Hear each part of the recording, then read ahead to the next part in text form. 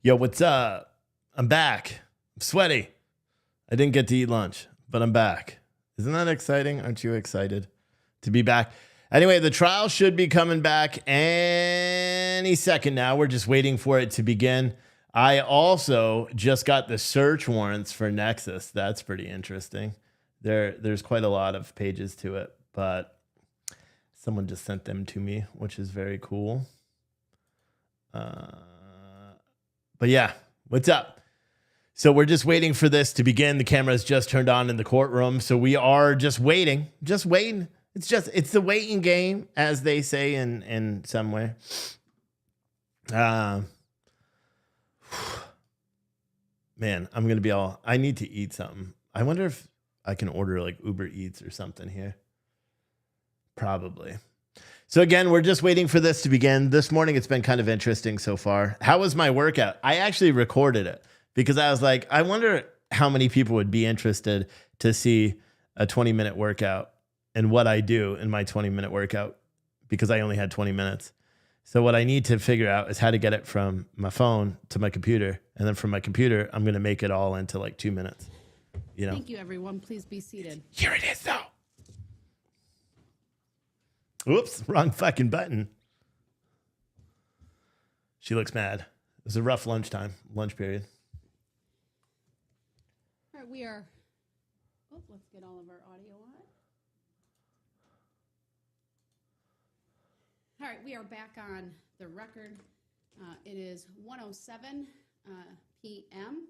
Appearances are as they were previously. Mr. Brooks is in the courtroom.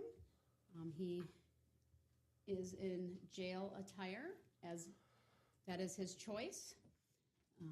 And I don't know if there's anything the state wants to address at this point before we continue with testimony. No, thank you. Check. All right, Mr. Brooks, anything you want to address at this point?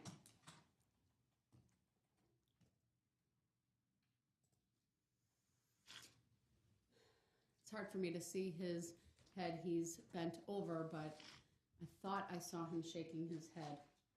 No, but I'll ask one more time, Mr. Brooks, anything you want me to address before the jurors are brought out to continue with testimony from witnesses?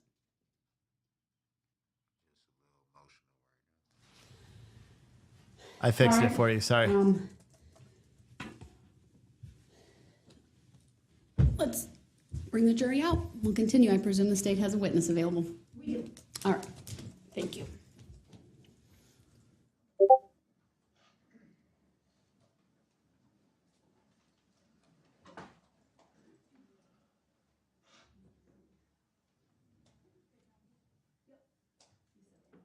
Wait a second. I got breaking news right now. Okay, this is breaking news, and I hate doing the news, but this is great. So Nexus Services. All right, April, get ready to clip this. Okay, if you're watching. Otherwise, I want someone to do it, and then let me know that you clipped it.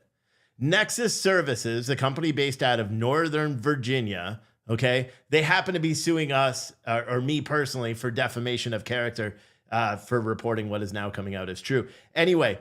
They were served with a search warrant this week on Wednesday, I believe, for their headquarters and the personal homes of all the executives. It got besides all the sex toys and all the stuff they caught, there's so much more to this story. I got a copy of the search warrant, and I'm looking at the search warrant. Does everyone know Dog the Bounty Hunter, Dwayne Dog the Bounty Hunter? This has to do with him.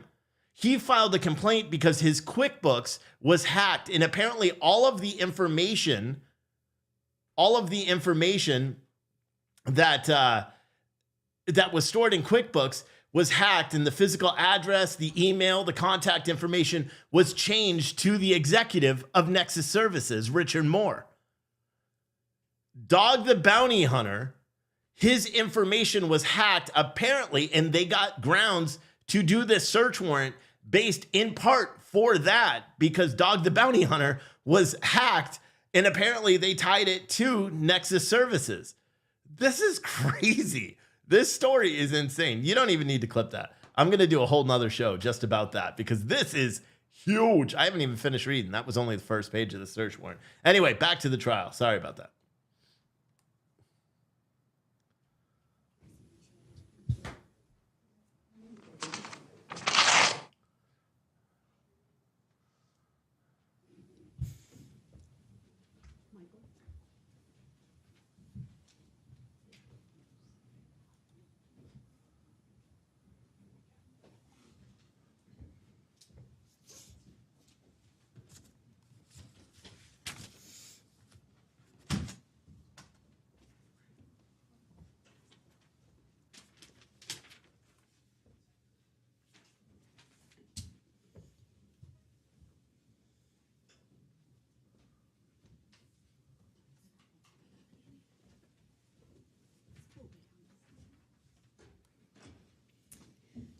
All right, thank you, everyone. Please be seated. And good afternoon to our jury. State may call its next witness. Thank you, Your Honor. The state calls Officer Jeremy Phillips. All right, good afternoon, officer. If you would please make your way to the witness stand, which is to my right. When you get there, please remain standing, raise your right hand, and my clerk, Teresa, will swear you in.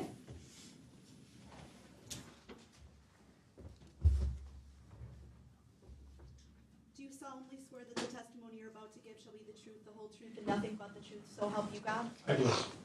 Thank you, sir. Please be seated.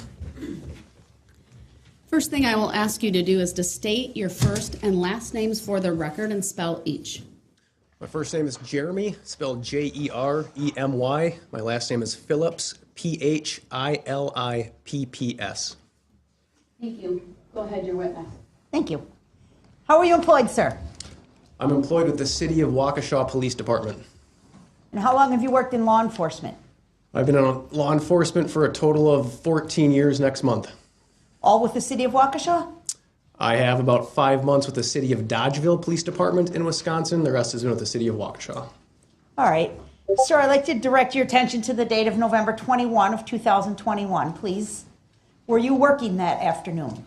I was working that afternoon, yes. What was your duty or assignment? I was assigned a normal patrol beat, squad area 216 with the City of Waukesha on a 11 a.m. to 9 p.m. shift. Were you aware there was a parade taking place in downtown Waukesha that afternoon? I was aware that there was a Christmas parade downtown Waukesha. Were you directly assigned to work the parade? I was not assigned to work the parade. You said you were one of the officers that was just involved in general patrol of the city that afternoon. That's correct, yes. Okay. I'd like to direct your attention to time around 4 o'clock or 4:30 in the afternoon. Do you recall getting dispatched to Frame Park? I do recall being dispatched there, yes. Do you know the exact time you were dispatched?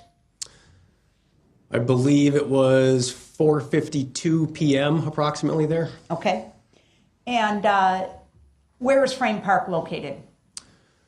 Frame Park is rather large, but it's generally located in the downtown area off of White Rock Avenue and Baxter Avenue. What was the nature of the complaint you were responding to? I received a complaint to respond in emergency fashion, which means light and siren, for subjects fighting in the park with a knife allegedly involved. Where were you coming from?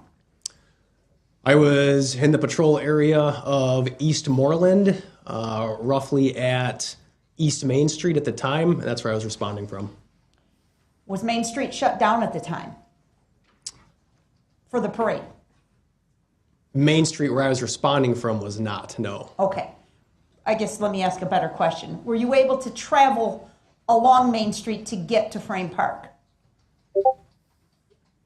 From where you were located to get to where you needed to go, did you travel on Main Street? I did not travel on Main Street to get to Frame Park. Okay. And which direction did you come in from then? I came in on East Moreland, westbound, to White Rock Avenue westbound.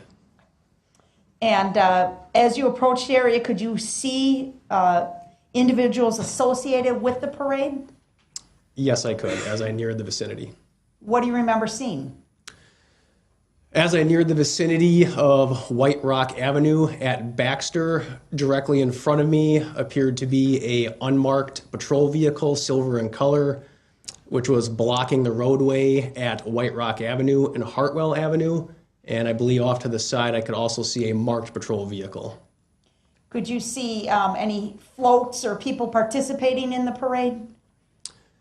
At that particular time, as I arrived in the vicinity, I did not. I just saw the side of a squad car with emergency lights activated. It wasn't until a little while later I saw that there were floats and such on the other side of that patrol vehicle.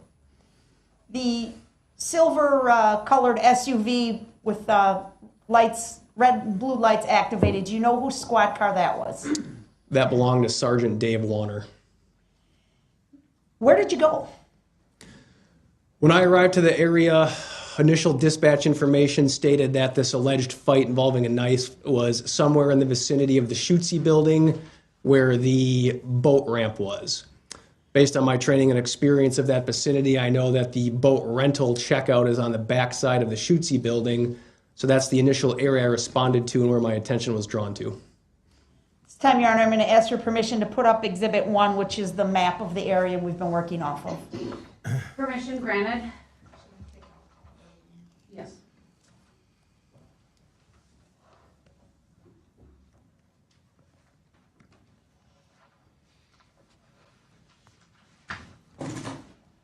Do you see that item in front of you, Officer Phillips, on the screen? I do now. Okay. Oh, it needs to be held. Hold on. Thank you. Sure. So that is a touch screen in front of you. If you want to draw or circle or anything like that, you may, or you can just simply talk. I'd like you to identify for us where you came in to the area. Well, it's not really blowing up, so. No, if you want it blown up, we can blow it up from our table. Sorry. We'll zoom in. If you wouldn't mind, where it says Frame Park in the upper right-hand corner, that would be, looks like the vicinity that I probably responded to. I would need to see a bigger image.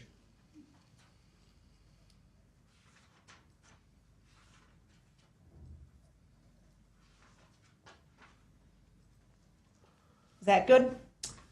That will suffice. Okay. So I responded in a direction on White Rock Avenue, coming this way. This now is Baxter Avenue, which I would have made a right-hand turn onto. And right about in this parking lot area is where the Schutze building exists. And then there would be a boardwalk and some trails behind that where the boat ramp would be. Okay. And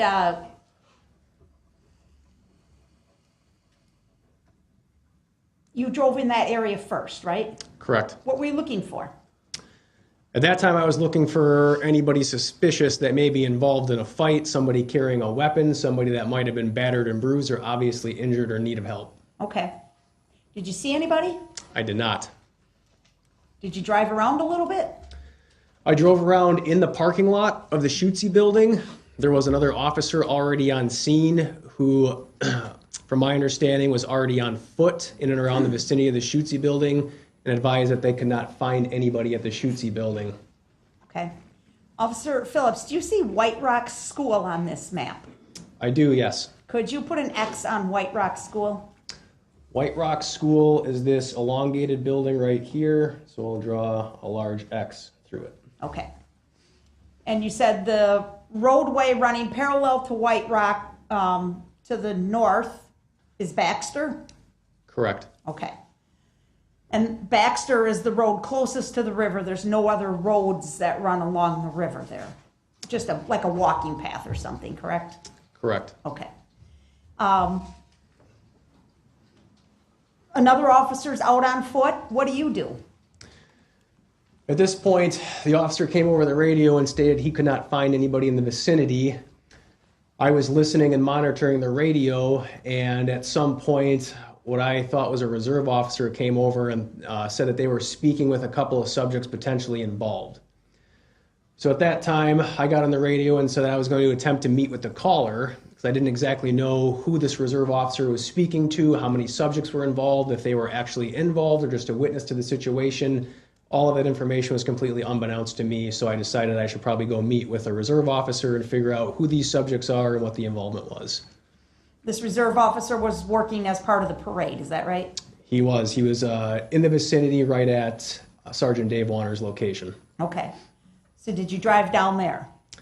I started to drive in that general direction towards White Rock Avenue in Hartwell, which is where Dave Warner and Reserve Officer Troutman would have been.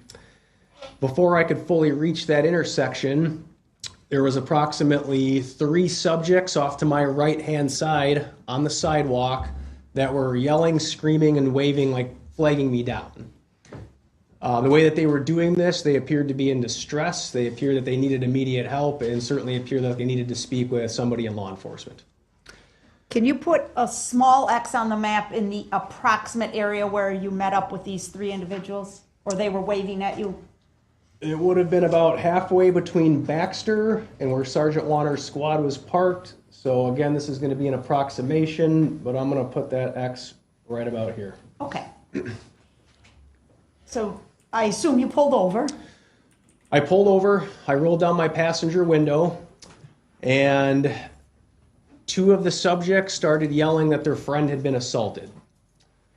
So it was right at that point that they started trying to tell me that their friend had been assaulted, that information came over the radio on the primary dispatch channel that something had happened downtown and somebody had been hit.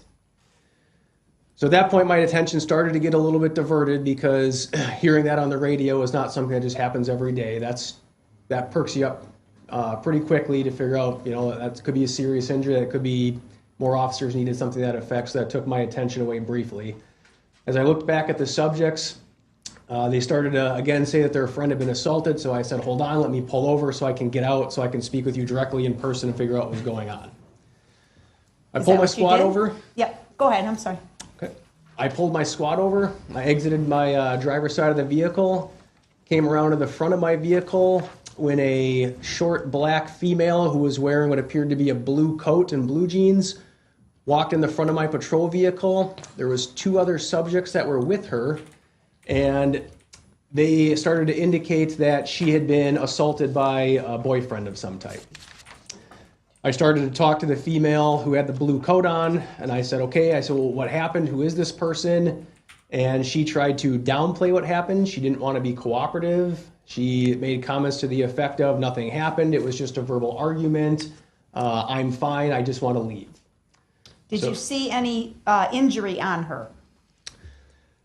So at that time, I did. The 2 subjects that were with her tried to tell her that they said, no, Erica, you need to tell him what happened. And one of the subjects looked at me and said, officer, you need to look at her face, because she was bladed a little bit to 45 degrees away from me.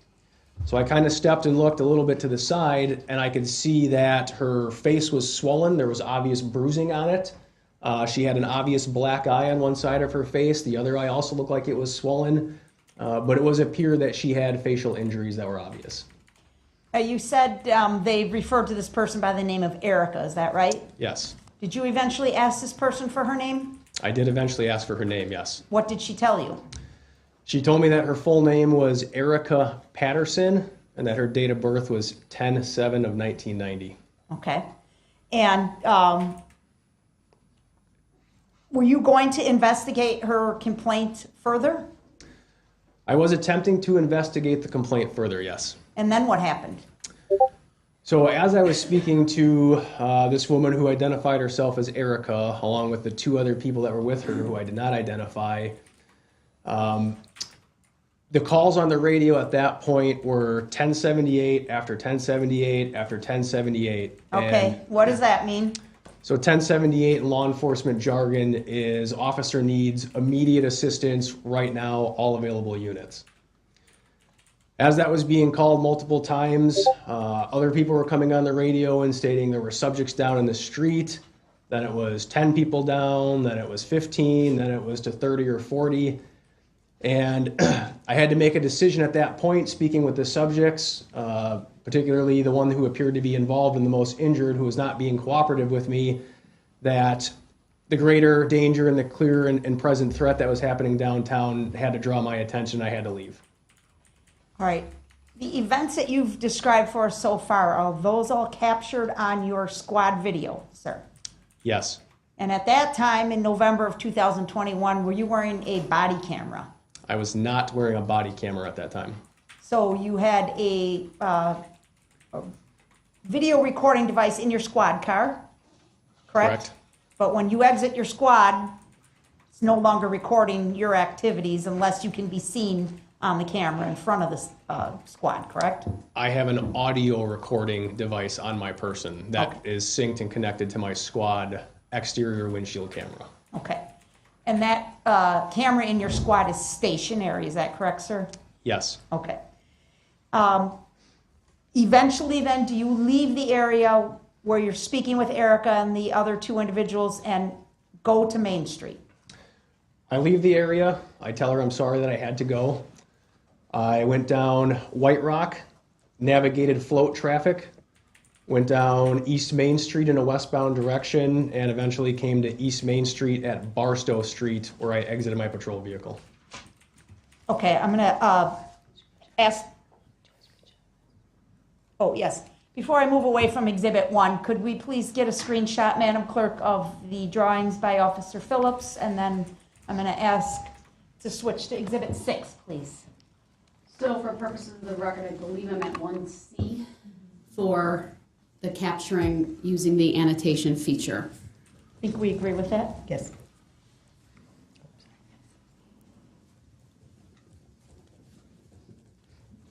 All right, officer, you see we've now put Exhibit 6 on your monitor. It's not yet displayed for the courtroom. Do you see Exhibit 6 on your monitor? Yes. Do you recognize this, or do you want us to play it for a few seconds? I recognize what I'm looking at. Okay. Do you believe this to be a truthful and accurate recording from your squad video that afternoon, sir?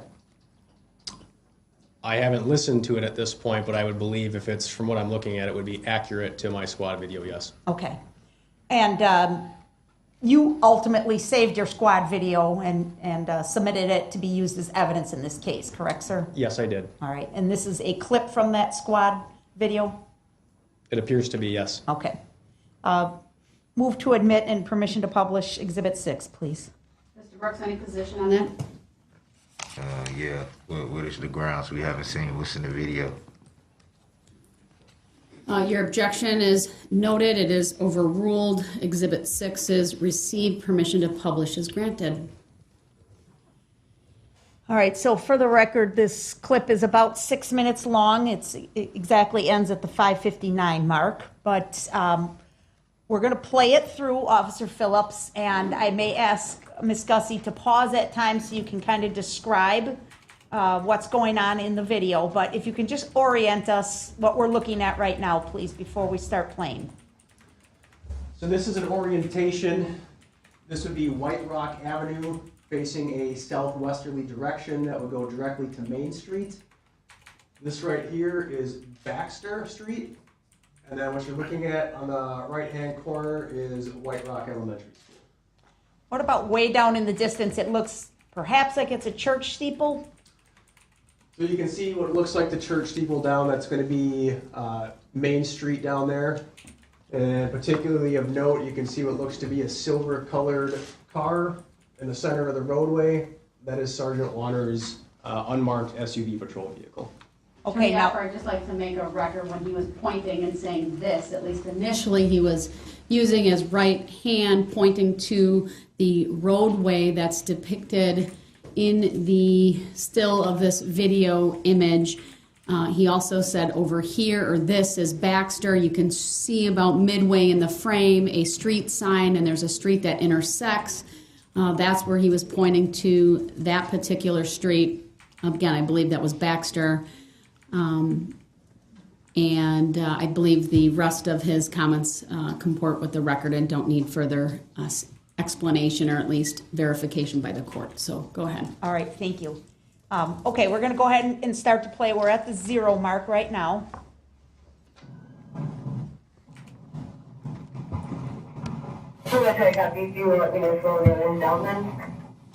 Where are you going now? Pause, please. I'm sorry. 9-second. We're pausing. Go ahead, officer. So what you're looking at here is Baxter Street. And right off to your right-hand side, I get that pointing at things with my hand isn't necessarily ideal. But the building over here is the Schutze building. Where those squad lights are there is the parking lot of the Schutze building. There's at least one officer already on foot in this vicinity of the Schutze building where the alleged knife fight with multiple individuals were involved. Okay. And I see, looks like red and blue lights there in the middle of the photo, or the video. Correct. Whose squad is that? I know one of them is Officer Nick Hendrickson. Okay. And is that the officer that you were referring to earlier when you said another officer was also trying to help you find these subjects involved in the fight? Yes, that's correct. Okay. Off to the left, it looks like there's a bunch of cars parked there. Correct. Is that general parking available to the public? That is general public parking for the Schutze building. Okay. All right, we're going to go ahead and play again. For the subject of it, or claiming that this fight happened.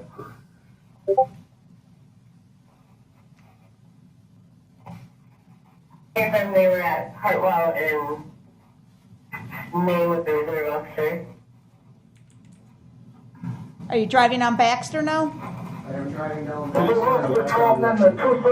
two subjects, walked down towards the White Rock School, Hispanic male, Hispanic female. Pause it, please. Whose voice was that, if you know? I'm not going to say I know 100% sure on that. Okay, no problem. Thank you. Play. 216, I'm 1060. I owe me with the callers. That's okay.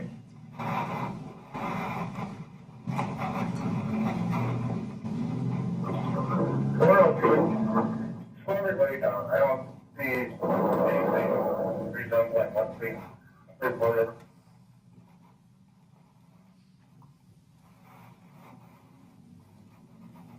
Let's do, I got it. All this was done for brain, just area.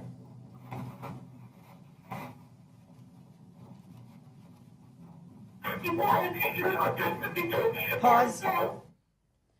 It's a little hard to see, but on the right-hand side, did you see the individuals walking down the street there? I did. My squad just passed. I'm sorry, but sidewalk. Yeah. About 2 seconds prior, there were 3 individuals who were walking down the sidewalk.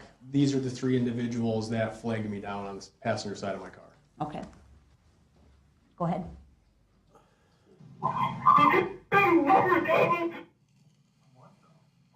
We had 52 main and Barnes, so somebody got hit.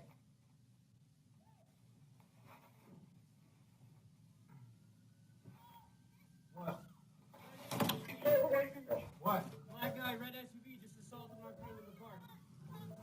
Oh, shit. Yeah, he not hit me, so they come cops. You guys involved with a knife or something? You can check me. Okay. Nice. Okay. I've already been slashed with the knife. Let me pull over here. Yes, Barn Main, Union 1052, I copy 854.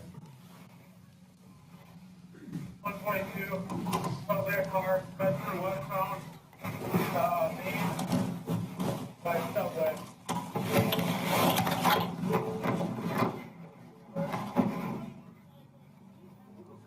Hey, hold on for a second, okay? 216, I need another at Hartwell and White Rock. I have another person reported. Okay.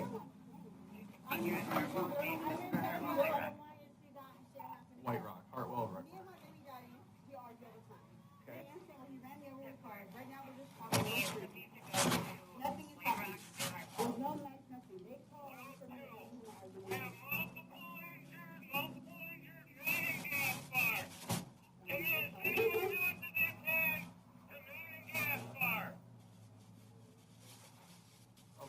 Shots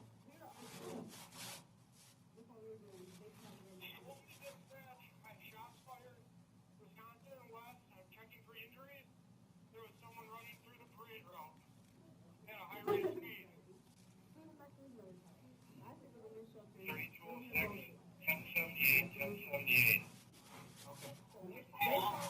102. Yeah, 1078. We have about 10 to 15 people down in the street. Who assaulted you?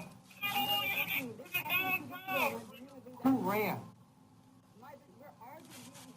Do we have a weapon? We have multiple subjects down.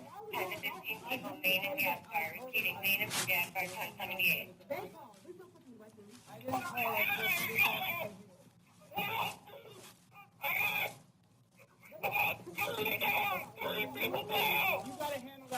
Okay, what is your name? Just give me your name. Harris, what's your date of birth? So, 10/7/1990. Erica Patterson? Okay. Okay.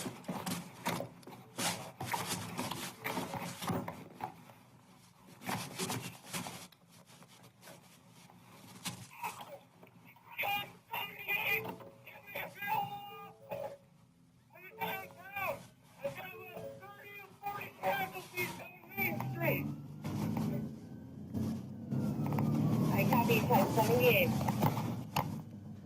Well, my name is 552. Getting front of People's Park. Female, not conscious, not alert, not breathing.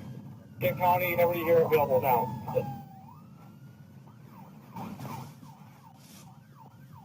Well, two has got multiple critical punches.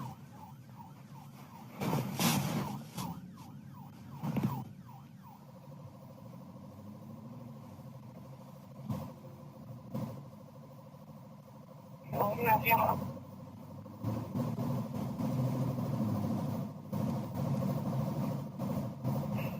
We're doing CPR on an individual at 369 West Main Street.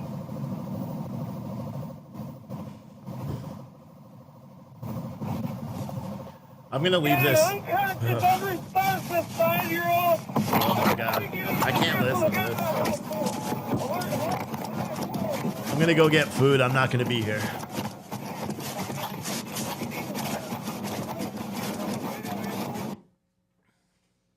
Was that you running away from your squad, sir? That was me running away, yes. Okay. Go ahead and have a seat, please.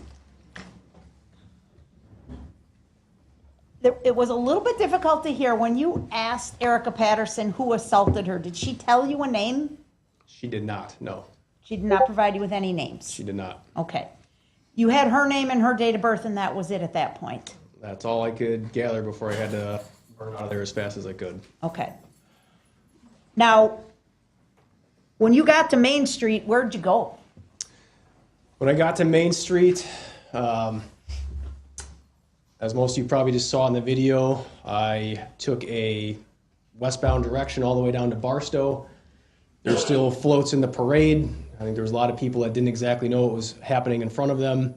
When I got to Barstow and exited my patrol vehicle and you saw me running down towards the center of the street, at that point I was just trying to assist any officer, EMS, civilian individual that was around, and it was just mass chaos, carnage everywhere. Did you attempt to render aid to some injured individuals? There was approximately 2 to 3 individuals I can remember talking to directly. They were all members of the band. I don't know which band it was. It was one of the high school bands. They were in the vicinity just west of Barstow on Main.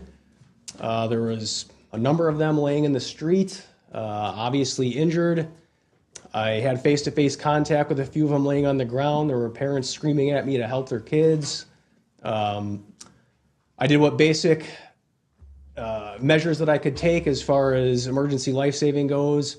I checked pulses. I asked them to squeeze my finger, asked them what hurt, what they could move. The 2 or 3 I talked to could still move. They could still talk. They could tell me what hurt. There were multiple people standing around them also providing aid. At that point, some of the radio traffic that I was picking up on, I was gathering that potentially a vehicle had driven through the parade and hit some of these individuals. I contemplated throwing some of these people in my patrol vehicle and trying to get them to a hospital. However, my vehicle just simply isn't equipped to have that kind of space or room to do that. So given the fact that I didn't want to try to move anybody unnecessarily that would have caused further damage to them, especially if somebody's involved in blunt force trauma such as a car crash, I said, hey, if you're doing fine right now, somebody will be by shortly, we'll get you an ambulance, just hang tight where you are. And that's basically what I had to ensure at least the 2 or 3 people that I came across. The third person I came across was also a band member. She was a female. Her leg was obviously injured. She was being held upright by a couple of adults. And I asked her what was wrong, what was hurting, if there's anything more serious with her as she was being held up. And she said, officer, I saw what happened. I saw who did this. And I said, what can you tell me? And she said, a red SUV sped through the parade and did this. She didn't say anything more than that. I said, okay. I was like, stay with your family, stay with your parents. Somebody will be by with an ambulance to get you shortly. These 3 injured individuals you spoke to, would you describe them all as being about teenage years? Objection. Overruled, he may answer. This is the grounds, Your Honor. Overruled, he may answer. So is he gonna answer to the question, to Yes. the prosecution table, or to the jury? I'm not sure. He's looking at them answering the questions, but they're not answering the question, asking the questions. You may answer the question, sir. The 3 individuals that I met with initially had band uniforms on, and it was my understanding that the band from that vicinity right then and there was a high school band, so I would place them all at teenage age range. Okay, thank you. Were you aware that at some point a person was taken into custody in the 500 block of Elizabeth Street that was related to this incident, sir? Objection, irrelevant. Overruled. I was made aware a little while after my involvement directly in the downtown area, yes.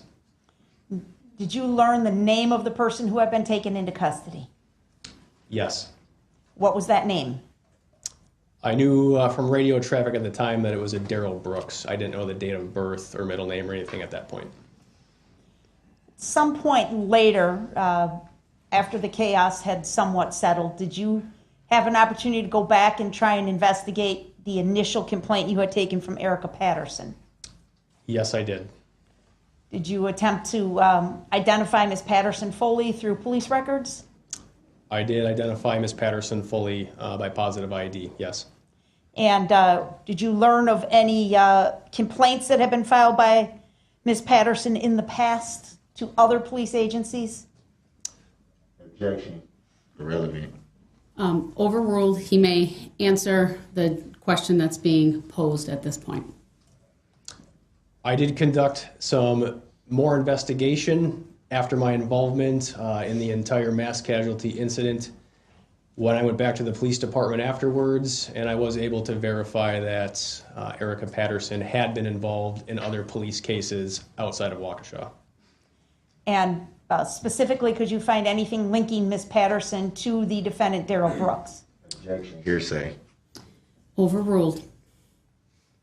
I did find information through our reporting system and other law enforcement sources to directly link Erica Patterson to Darrell Brooks, yes.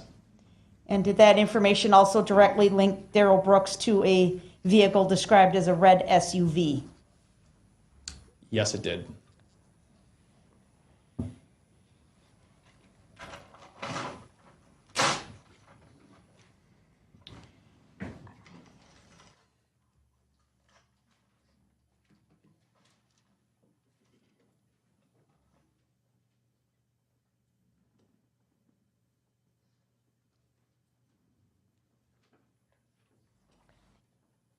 I don't have any other questions for this witness at this time, Your Honor. All right, thank you. Mr. Brooks, you may start your cross-examination.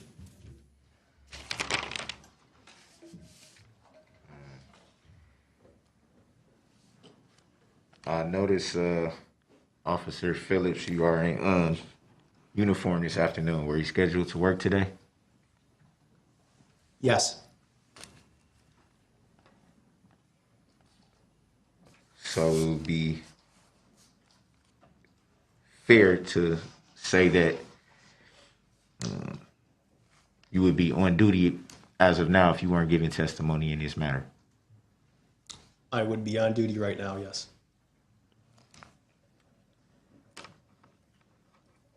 So it will also be fair to ask if it would be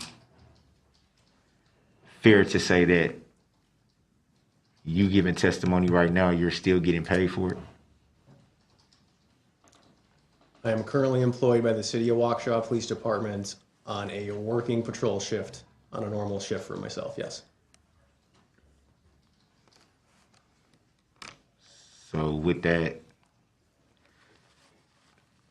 would it be fair to say that you are getting paid right now as we speak? Yes, I'm getting paid right now. By whom? Objection, relevance. Sustained. Next question. Were you subpoenaed by the plaintiff in this matter? Can you rephrase the question? Were you subpoenaed to testify here today by the plaintiff? Can you explain it in another way? That was pretty clear. Were you subpoenaed to testify by the plaintiff in this matter? I was subpoenaed by the Waukesha County Prosecution's Office to testify in this matter. And can you say that again just for the record? I was subpoenaed by the Waukesha County Prosecution's Office in this matter. Is the Waukesha County Prosecution's Office the plaintiff in this matter? Objection, irrelevant. Sustained. Do you know of any plaintiff in this matter? Objection, irrelevant. Sustained. Have you ever seen the plaintiff in this matter? Objection, irrelevant. Have you ever talked to the plaintiff in this matter? Objection, irrelevant. Sustained. Why are you continuing to look at parties that are not asking the questions? Objection, argumentative. Sustained.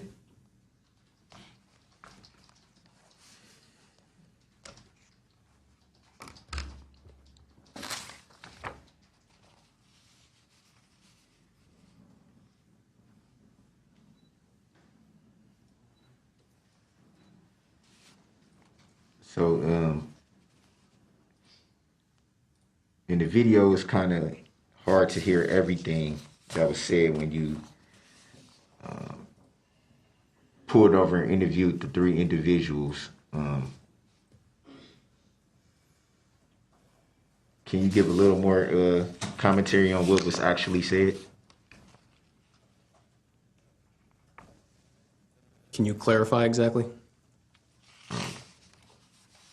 What exactly were you told by the three individuals that you pulled over to interview?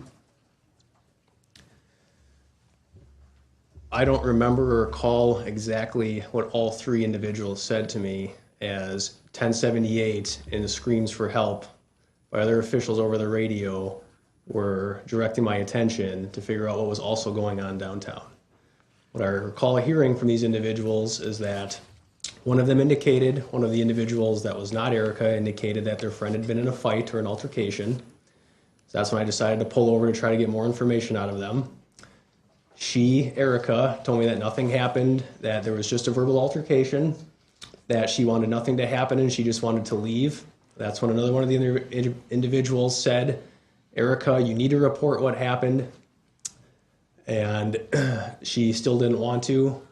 And that was basically about the extent of it when I just tried to get her name as these calls over the radio were coming for whatever was happening downtown that was unbeknownst to me at the time. So would it be fair to say that you do recall the commentary of the interview? I'm sorry.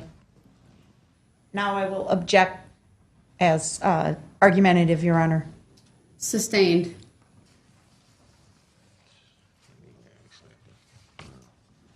What I would say, Mr. Brooks, is the use of the word commentary mischaracterizes the evidence. It's argumentative. So it would be fair to say that you do recall what was said. after already saying you don't recall. I object. It's argumentative. Sustain. Rephrase your question.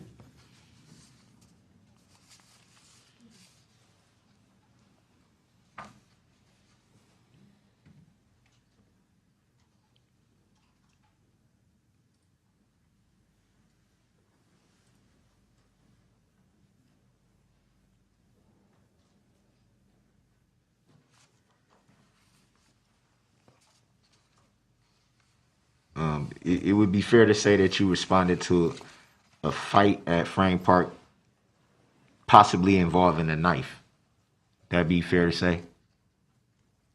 That is what the initial dispatch was, yes. Was any knife recovered from that scene, or I did not recover a knife. No. did you see anybody with a knife? I did not see any individual with a knife. Did you learn who reported that there was a knife involved? I do not know the subjects' names that actually reported the incident, no.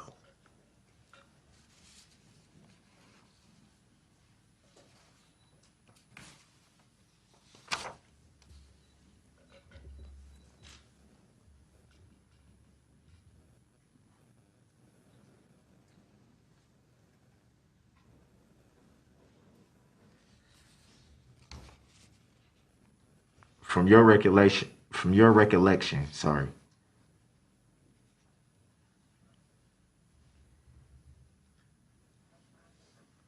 Just 1 second.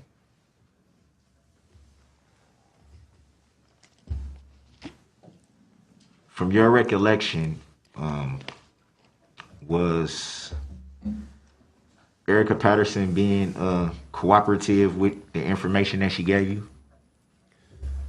Erica Patterson was not being cooperative with the information she was giving me, no.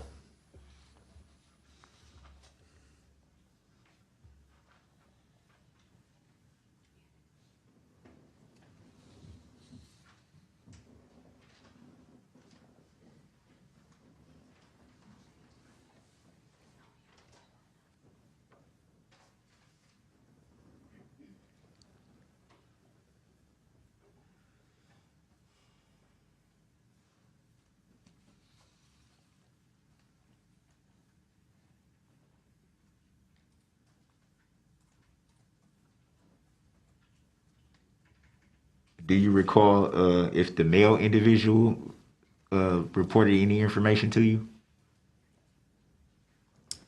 I believe I heard a male's voice during the time that I was flagged down. I don't recall what information he told me directly. But there was 3 individuals that you interviewed at that time. Would that be fair to say?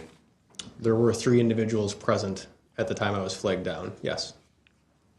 And one of them was a male. Would that be fair to say? Correct, yes. But you don't recall him relaying any type of information to you at that time? I remember hearing a male's voice. I don't remember what information that specific person told me at that time.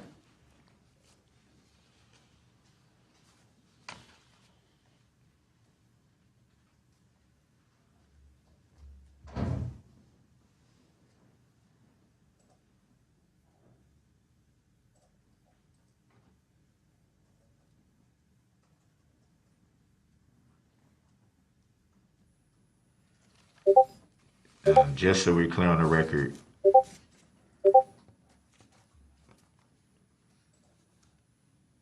how long did you conduct that interview? Would you say, was it a couple of minutes or? I'd have to look directly at the squad video for an exact timestamp, but I would say it was in the vicinity of 1.5 to 2 minutes.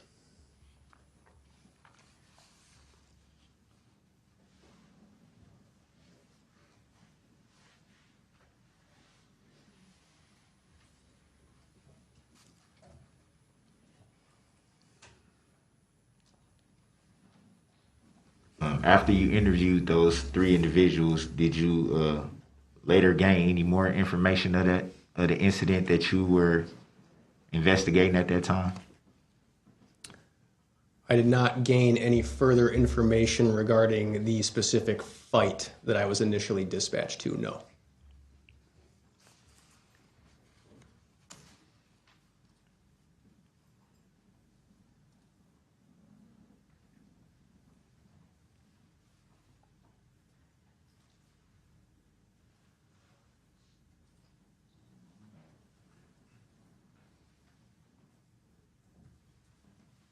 And just so we're clear for the record, you did not talk to the plaintiff about testifying.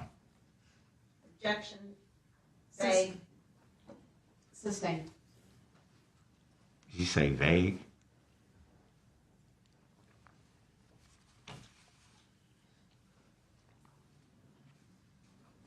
Were you contacted in any way by the plaintiff to testify here today? Objection irrelevant. Sustained.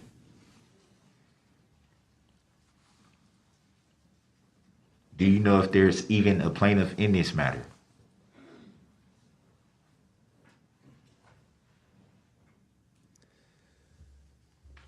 I was contacted by the Waukesha County District Attorney's Office to testify in this case. Do you know if that's the plaintiff in this matter? Generally, in a criminal case, the plaintiff would be the state of Wisconsin. That is my assumption in this case, that the plaintiff is the state of Wisconsin. So the state of Wisconsin is the plaintiff in this matter to your knowledge? That would be correct, yes. No further questions, Your Honor. All right, thank you. Do you have any redirect? Just very briefly, one question. You have been asked by Mr. Brooks if you did anything to further investigate the initial fights that you were dispatched to. Do you remember that question? Yes.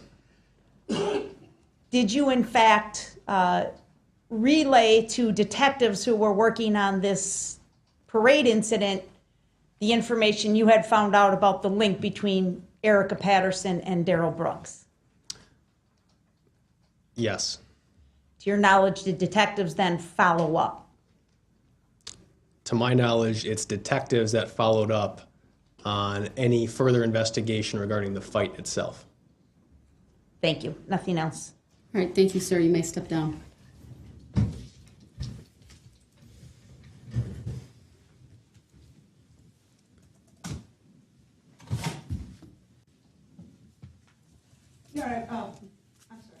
No, go ahead. You have your next witness. Yes, I'd also like to move Exhibit 1C into the record, please.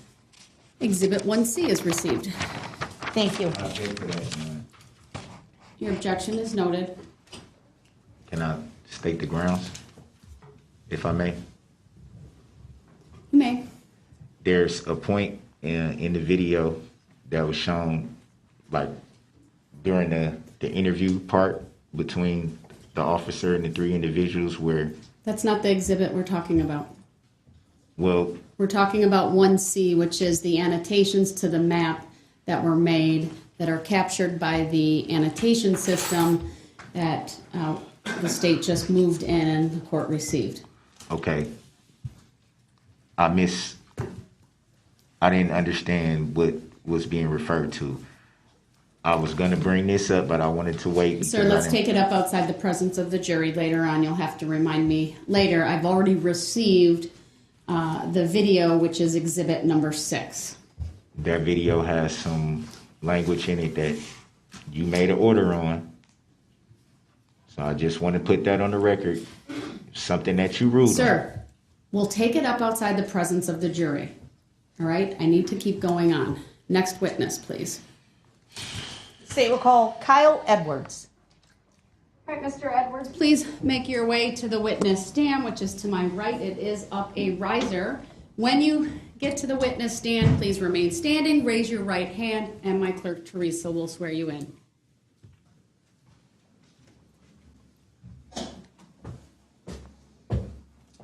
Do you solemnly swear that the testimony you're about to give shall be the truth, the whole truth, and nothing but the truth, so help you God? I do. Thank you, sir. Please be seated. First thing I will ask you to do is to state your first and last names for the record and then spell each. Kyle Edwards, Kyle EDWARDS. Thank you. Go ahead, your witness. Good afternoon, sir. Thank you for being here. What city or town do you live in, sir? At the time, Waukesha. Right Okay. now I live in Pewaukee, Wisconsin. Okay. So back in November of 2021, you lived here in Waukesha. Is that Correct. correct? Okay. And I just want to ask you very briefly, do you have any medical training, sir? I've been in the service for 17 years, so limited combat lifesaver, just basic Army warrior tasks, that type of medical stuff. Okay. And on November 21 of 2021, did you make plans to attend the Waukesha Christmas parade? Yes, ma'am. And were you attending that parade with any family members? Yeah, my wife and 2 kids at the time. Okay. Did you travel to the area where the parade was being held by car? Yes, ma'am. And do you remember what road you may have taken to approach the parade area? Yeah, we lived just east of Frame Park, so we crossed the river and then came up into the downtown area using North Street, East North Street. Okay. And was there a time when you came to the intersection of North Street and Barstow? Yes, ma'am. Yeah, at the corner of East North Street and Barstow, there was a stoplight there. So. Okay. I'm going to put up a document that's been labeled as Exhibit Number 7. You get a chance to look at it on your screen first, sir.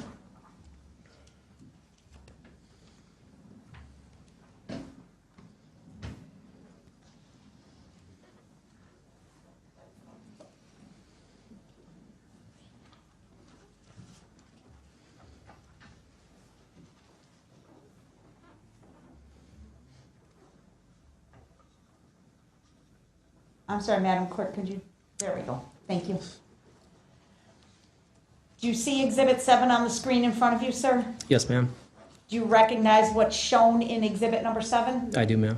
What do you see there, sir? So that's the intersection we had stopped at. We were coming southwest on North Street, which at the time is a one-way, and stopped at the intersection of East North Street and Barstow with a gas station on our left. Okay. Does the photograph in Exhibit Number 7 accurately represent that intersection to the best of your knowledge, sir? Yes, ma'am. All right. Move to admit and permission to publish Number 7, please. The position on that, Mr. Brooks? Yeah, object. Irrelevant.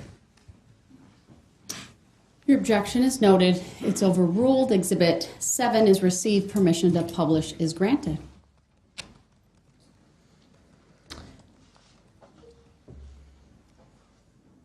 Just waiting for it to come up on the screen here for everybody to see.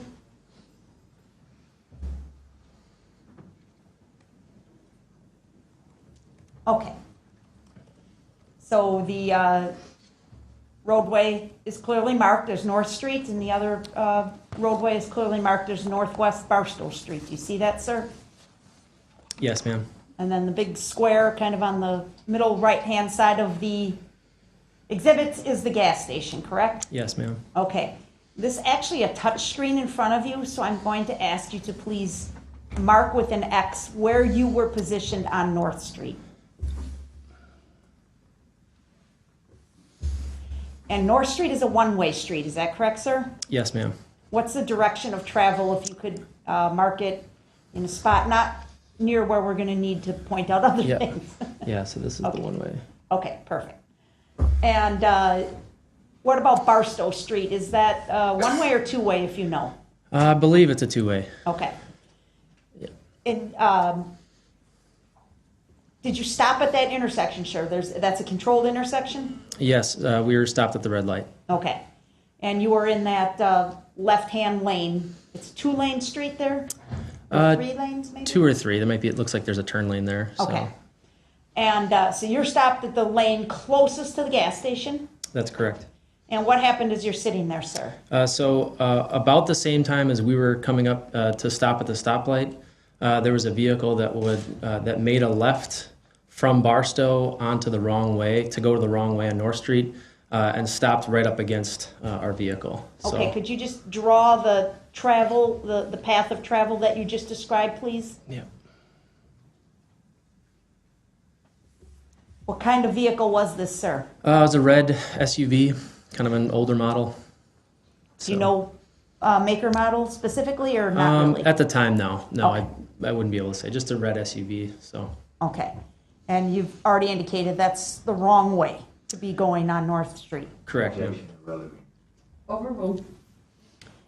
What did you do when you saw this red SUV turning the wrong way into your path of travel? We kind of approached that stop line at the same time, and so we were really with the other vehicle hood to hood, and again, my wife and 2 kids were in the car, and the driver of the other vehicle kind of put up their hands. I could see through the 2 windshields that the other driver put up their hands and was kind of gesturing wildly, like, again, I don't know if mouthing's the right word, but kind of frantically.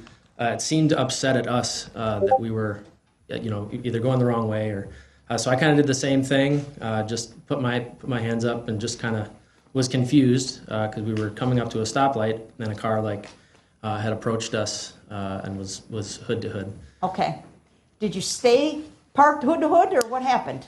So the person in the other vehicle kind of made mention with like a knife hand to his right, my left.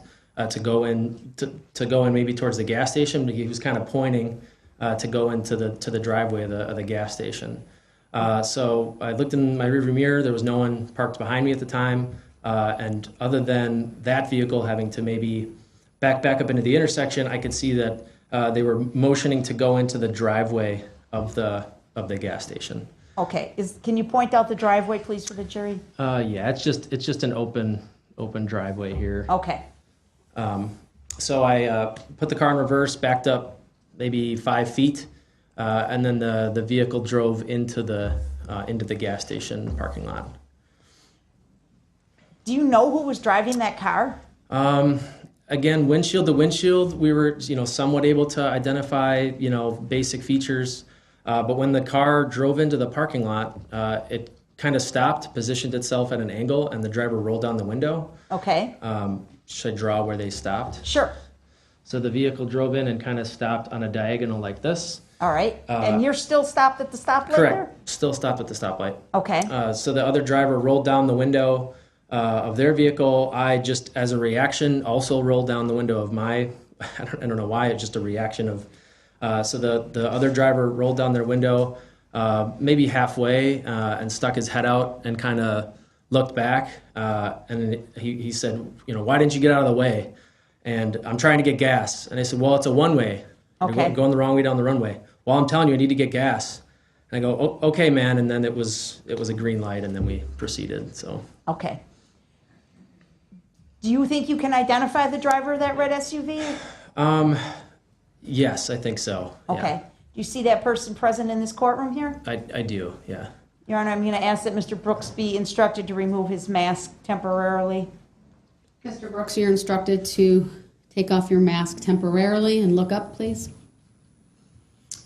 Thank you. So at the time, it was a lot more dark facial hair features and longer hair as well. So, because Okay. again, I would have saw through the windshield once, but then also with the window rolled down, kind of looking back. So maybe just like the forehead and then the long, massive hair. Sure. So different than he looks today with kind of a clean shaven or very short hairstyle Yes, and ma'am. scruff or stubble on his chin? Yes, ma'am. Okay, but you do think it was Darrell Brooks that was driving that car based on seeing him in court here today? I do, ma'am. Okay. Did you continue on to the parade, sir? Yes, we did, ma'am. And where did you and your family watch the parade? We were literally on Broadway Street. So that was one of the streets that intersects at the 5 Points, intersects Main Street. And so it was really windy, so we wanted to kind of face away from the wind with the kids, so we were sitting on Broadway. Okay. I'm sorry, I want to back up one step before I leave the gas station. Did it appear to you as though Mr. Brooks was alone in the car? Yes, it did. You only saw one person in that car That's correct. at that.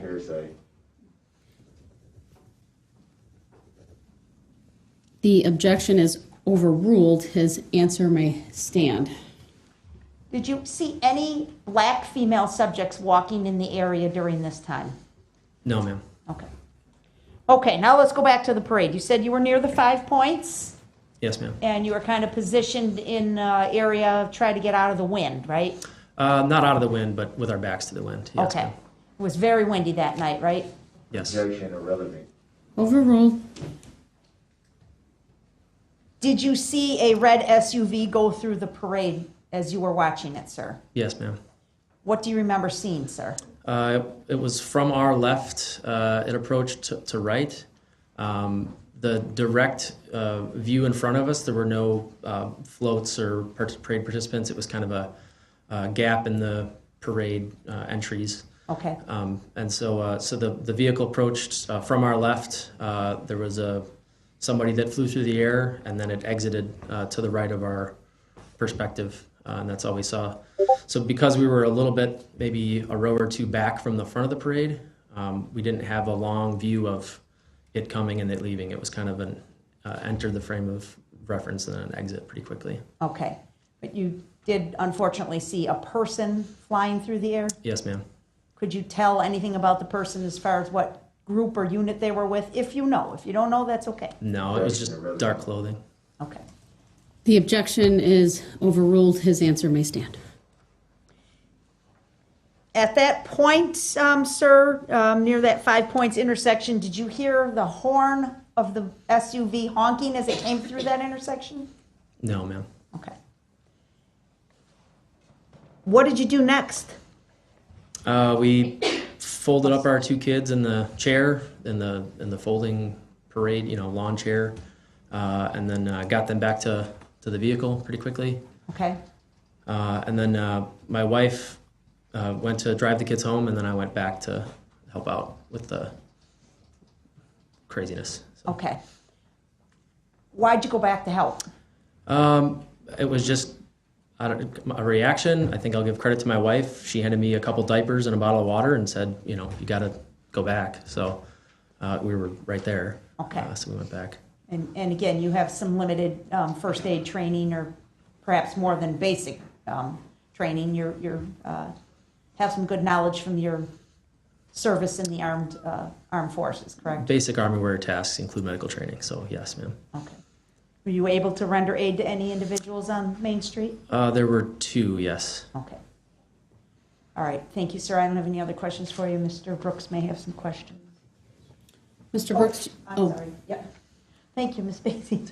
Could I please ask the clerk to make a screenshot and mark it as 1D, and then I would move to admit 7A. I think it's so effed up Could be that right. he even gets to ask any of Yes. these people questions. Actually, it will be 7A. He is literally So like that will be marked at The frickin' as devil. 7A. Mr. Brooks, any position on that? he's a horrible human being. Yeah, I object to the relevancy of it. This what's on the screen right now. We talking about this? Yes. Okay. Yeah, I don't see the relevance of this.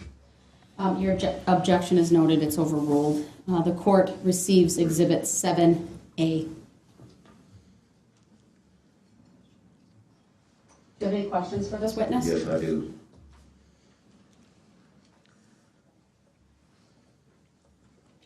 In your you have a written statement and a statement that you gave to Officer Barrett. Would that be fair to say? I don't remember the name of the officer that took my statement. Would it be fair to say that you were interviewed by an officer, a female officer? Yes.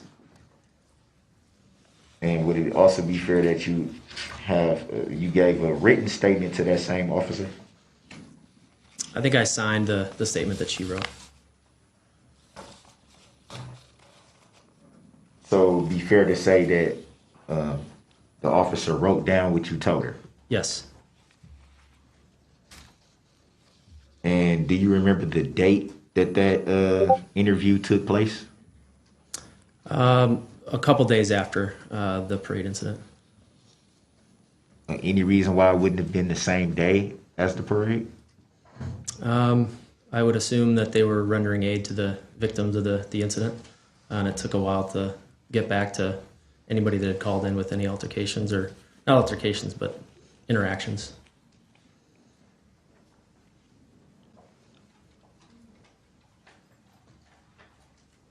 Do you recall stating in this interview that you saw the news and a picture of the male driving the said SUV? I believe in the statement I said that I wanted to provide a description of who I had the interaction with before I saw any picture of anybody on the news.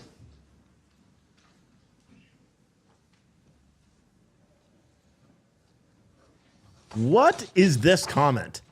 You can't feel anything for this defendant yet? You don't know enough? So you never stated that What? since the incident and before the statement that you saw the news and the picture of the male? I guess I don't understand the question. In your statement that the officer wrote down. Well, let me back up.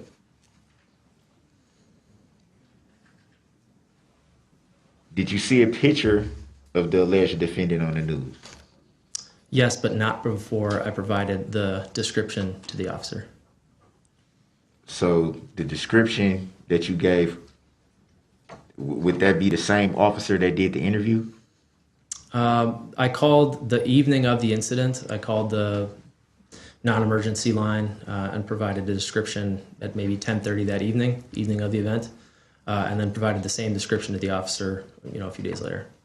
Do you recall why you called the non-emergency line for something that would have been so big that it should have been an emergency call?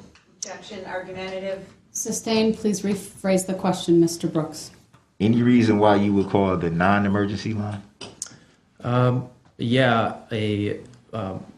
Someone going down a wrong way on a one-way street a few minutes before the parade didn't seem like an emergency compared to what had happened at the parade. So would it be fair to say that you were then reporting someone going down the wrong way, trying to get into the gas station at that time? At what time? At the time that you called the non-emergency number. I wanted to report that I had seen someone in a red SUV going the wrong way down a one-way before the parade, and the possibility that it was connected to the red SUV that I had seen drive through the parade.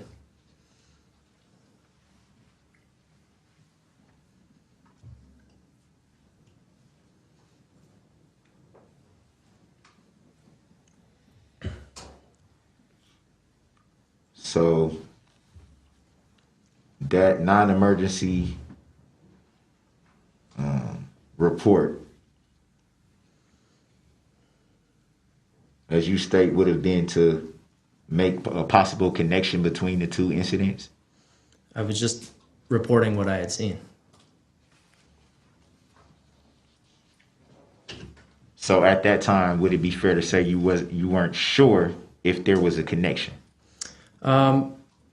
I would say that I had a red SUV 5 feet from my hood, and then I saw a red SUV drive through the parade and wanted to, notify the police that I had seen that. So at the time, were you sure that there was a connection? Pretty sure, yes. And what would have made you pretty sure? The color of the SUV, the approximate age of the SUV, the timing between the 20 minutes of where I was in Waukesha to the 25 minutes later that I had seen the red SUV go through the parade.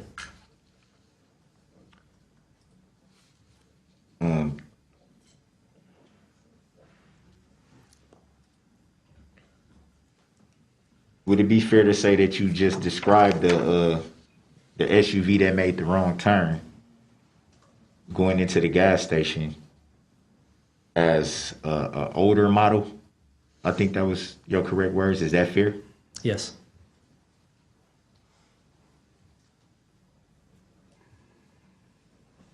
Is there any reason why you wouldn't be able to make the connection between the older model SUV that you saw going into the gas station and the one that you saw in the parade?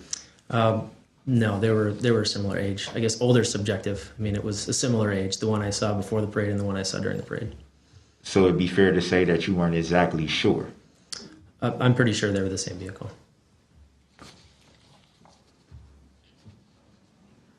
Do you recall in your statement saying that you were 95% sure? That sounds right. Yes, 95%. I would give that same percentage. Yes.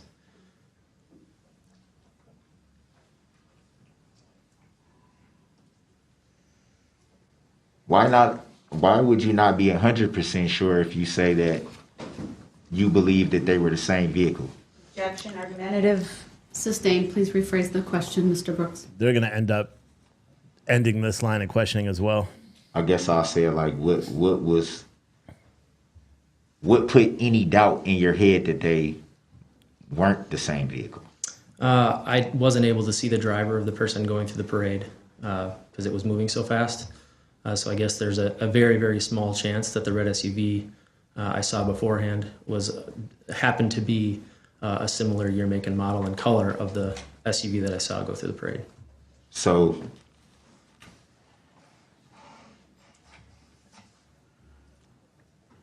you weren't exactly sure who was driving the SUV in the parade? Correct.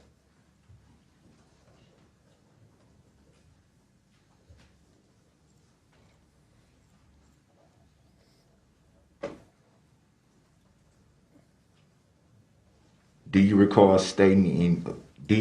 in the statement that the officer wrote down? Do you recall telling the officer that was writing the report that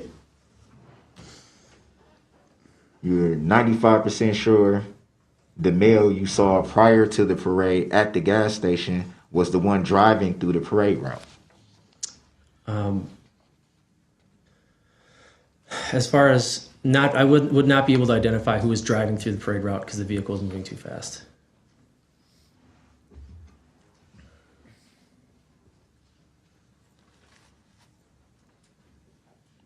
Do you recall saying that his voice was the same? Yes. So when the second interview had taken place, again, I wanted to provide the description to the officer, the visual description the night of. But just as I did now, I'm 95% sure that the interaction that I had prior to the parade was with you. Who do you refer to when you say you? Whatever your name is. So you don't know the alleged defendant's name? I do, yeah.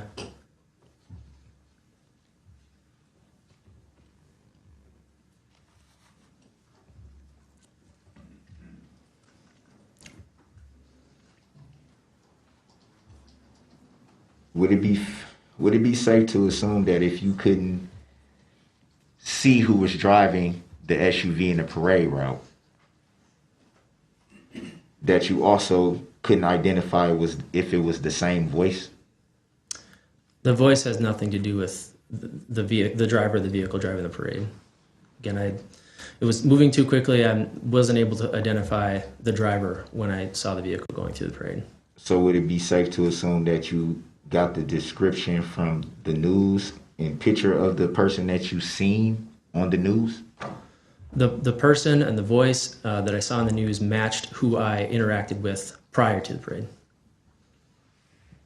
But just so we're clear for the record, there was no way you saw who was driving the vehicle in the parade route?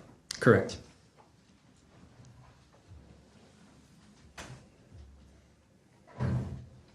Does he think he's doing a good job? There's no way. Like, he's literally the best witness for his own guilt.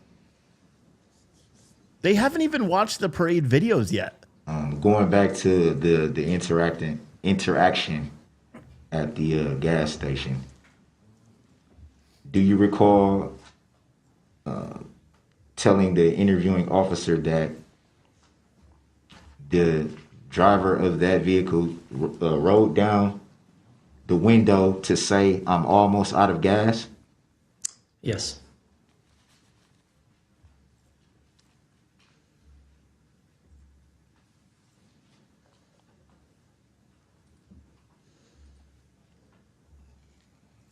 Do you recall backing your vehicle up to let the driver of that car into the gas station? Yes.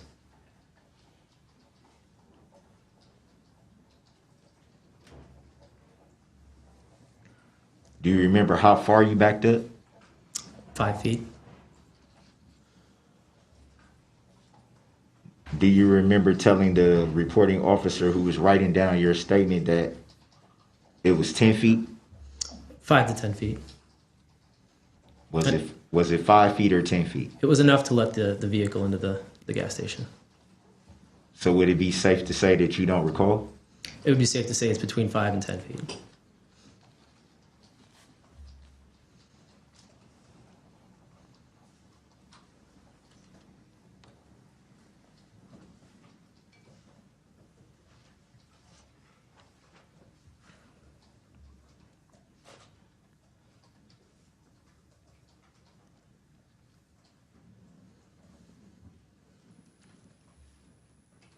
After your initial non-emergency call, it was the night of the parade that you made the non-emergency call, correct? Yes. Do you recall how long after that you were then interviewed by law enforcement? A few days. Did you try to attempt to call and report again? Yes, I think so. I think I'd called again maybe a day or two later, just because, again, it was when I first called the night of, they seemed to be pretty busy. So I called a day or two later just to, make sure that anybody had taken down the statement that I had made the night of. And then it was, a couple days later that the officer came out to interview me.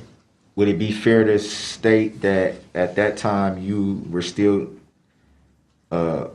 seeking to report what had happened at the gas station? That's correct. So you weren't seeking to report any connection between the gas station incident and what you saw on the parade route?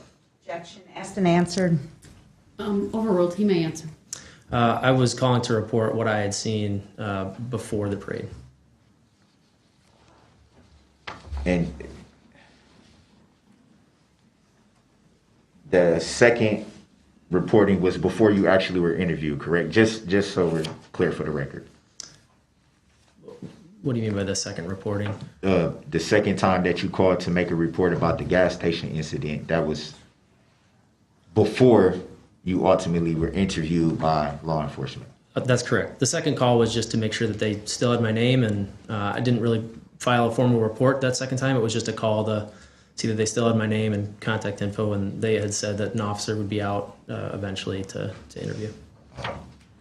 At that time, when you called to make sure that they still had your name on file or your report about the gas station incident, at that time, had you made any connection to that incident and what you saw at the parade? I'm going to object. We've been through this. Sustained. It's been asked and answered. Mr. Brooks, I draw your attention once again to 90611. Noted. Next topic, please. Noted.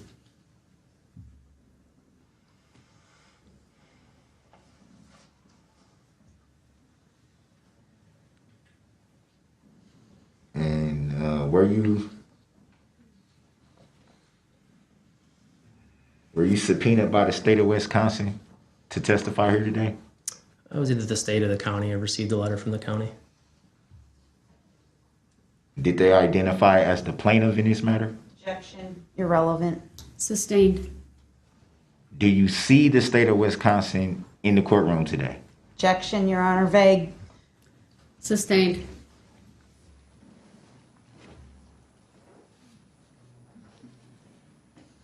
To the best of your knowledge, do you know if the state of Wisconsin is the plaintiff in this matter? Objection, irrelevant. Sustained. Have you ever had any interaction with the state of Wisconsin? Objection, irrelevant. Sustained. Ever had a phone conversation with the state of Wisconsin? Objection, irrelevant. Sustained. Do you even know the state of Wisconsin? Same objection. Sustained.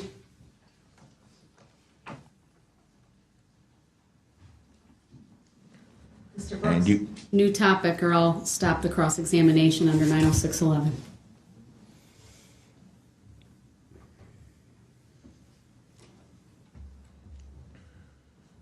one second.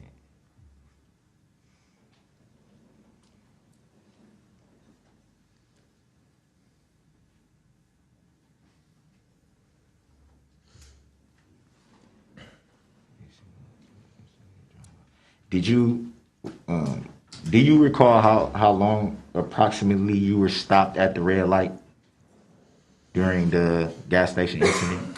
A minute or two. Did you ever see the vehicle that went into the gas station actually get gas? When we turned left onto Barstow, I noticed that the vehicle didn't stop for gas and was gonna either exit to go back on north, but it didn't stop at a gas pump. Did you see the vehicle pull off from the gas station, or was it just kind of stationary parked? I can't say what the vehicle did because I was already at that point out of view. I just know that it had not gone to one of the gas pumps. No further questions. Any redirect? No, Your Honor. All right, thank you, sir. You may step down.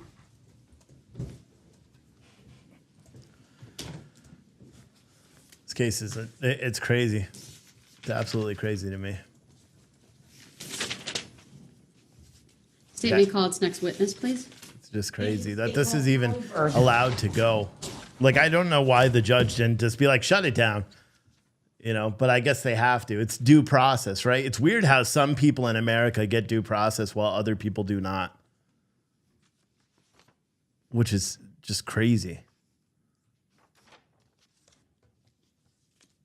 You know, I ended up having to leave when we were listening to the police. I didn't hear any cross-examination of that police officer because I listened to that radio communication. Then I'm like, I got to go. Speaking of getting to go, I have to pick up my son in a little bit. So around 4:10, I'm going to leave and run home, or pick him up and then run him home. And then I'll be back. I am doing a live stream tonight, starting at 9 o'clock. I have no idea what I'm going to do. I may play video games. I have no idea. I'm just going to hang out with you guys, maybe do a call-in show, whatever, watch videos. So something different, talk about this. But crazy stuff. This case is, it's irritating to me because this is the greatest example of why our judicial system is flawed. They know he did this. You know what I mean? Good afternoon. If you would please make your way without to a the doubt. witness stand. They know he did this. It is to And my yet we right, have to upper waste our riser. time and resources. When you get there, please raise your right hand. Remain standing, raise your right hand, and I sent my clerk on an errand, so I will swear you in. Do you solemnly swear that the testimony you are about to give shall be the truth, the whole truth, and nothing but the truth, so help you God? Yes. Thank you. Have a seat, please. When you are seated, the first thing I will have you do is to state your first and last names for the record and spell each, please. Holly Berg, HOLLYBERG. Thank you. Go ahead. Thank you. Ms. Berg, thank you for your appearance here this afternoon. I'd like to ask you about the events of November 21, 2021, okay? Do you remember that afternoon, 3:30, 4 o'clock in the afternoon, what you were doing? Yes. What was that? I was dropping my boyfriend's daughter, who was 5 at the time, at with her dance company on White Rock Avenue at their staging area to get ready for the parade. So your boyfriend's daughter was going to participate in the parade? Yes. Okay. And you had to drop her off on White Rock? Mm-hmm. Okay. Was that a yes? Yes. Thank you. And My then, job to make sure the record's clear, so if you nod your head or say, Okay. I'll clarify. It's okay, people do it all the time. and after you dropped her off, were you planning to attend the parade then? Yes. And where were you planning to watch the parade from? Earlier that morning, we went and put our chairs and blankets on a spot on Main and Maple right on the corner. Okay. And do you know if you were on the north side of the street or the south side of the street? South side. South side of the street. And do you know any businesses that were nearby that you can remember? Yeah, we were right across from Main Street Bar and Grill. Okay. Main Street. Okay, Mainstream Bar and Yes. Grill? Yeah, okay. And as you were traveling to to the parade after dropping off your boyfriend's daughter, did you travel along North Street? Yes. Okay. I'm going to ask to display exhibit number 7, which has already been admitted, Your Honor. Permission to publish Exhibit 7 is granted.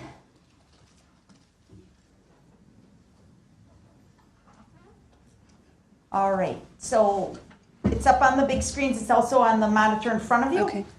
And that's actually a touch screen. So I will ask you to please put an X in the area where you were as you approach the intersection of North Street and Barstow Street. Sure. I was right here in the second lane. It was probably one lane too close. I drew the X. Okay. We can clear it, and she can do it again if it's not accurate. Okay. Yeah, it's not the So I was right greatest. here in the. Okay. Oh my gosh. In the center lane. Yes. Okay. Hold on, I wonder if she, you may have clicked the arrow, which is okay. There's multiple ways to annotate. So try it again and see what comes up. There we go. Okay. And as you approach that intersection, do you remember if you had to stop for the stoplight there? Yes, it had just turned red. Okay. Did you see any cars around you on North Street? Yes, there was a car to my left. I think it was silver. And I think there was a car on my right. Okay. And the car on your left then would be in the lane closest to the gas station, correct? Correct, right at the corner. Okay. There is a gas station right there, that big box in the middle Yes. of the street. Okay. What do you remember happening as you sat there at the stoplight?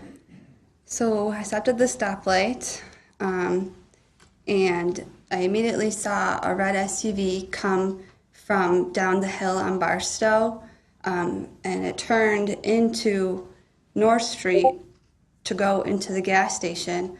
However, it turned on a one-way street, and it was like head-to-head with the car next to me in the first lane. And so I was right next to the silver car. Sure. And Could you draw that for us on the map? Yeah. The best you can, please. Yep, so it came down here and into this first lane right here. Okay. And that's where the silver car was parked? Yeah. Or stopped, I should say. Yes, and there is a driveway to the gas station right here. Okay. And the silver car was blocking that driveway because it's an exit, not an enter. Okay. And so you saw the SUV go kind of hood to hood or head to head, you Yes. said, with the silver car. Yeah, and I was looking, and I'm like, oh my gosh, this guy is coming onto trying to get onto our one-way street, and I saw a bunch of arm flailing from. By who? I think both vehicles, because presumably the red SUV is mad that the silver car is blocking to get into the gas station. The silver car is like, I'm not doing anything wrong, so they were both kind of upset, and then I noticed the silver car backed up to allow the red SUV to get into the gas station. Okay. Could you see into the red SUV and see the driver of that vehicle? When I was, before it had entered the before silver car backed up and red SUV went into the driveway, I could just see outline. Okay. However, after the SUV pulled in, he stopped immediately as soon as he got into the driveway and stuck his head out and was still doing this, like yelling at the silver car. Gesturing and Yes. yelling. Could you hear what was being said? No, I had my window up. You had your window up. Okay, but you could, it appeared he was yelling. Yes. Did he appear angry to you? Irritated. Okay. And could you tell how many people were in that red SUV at that point? Or did you see anybody other than the driver? I did not see anybody else. Okay. Do you think you can identify the driver of that red SUV? Yes. Is that person present in the courtroom here today? Yes. All right. I'm going to ask Mr. Brooks to remove his mask, Your Honor, for identification by this witness. Mr. Brooks, thank you. Record to reflect, he took his mask down. Yes. Is that the driver of the red SUV you just described for us? Yes. Okay.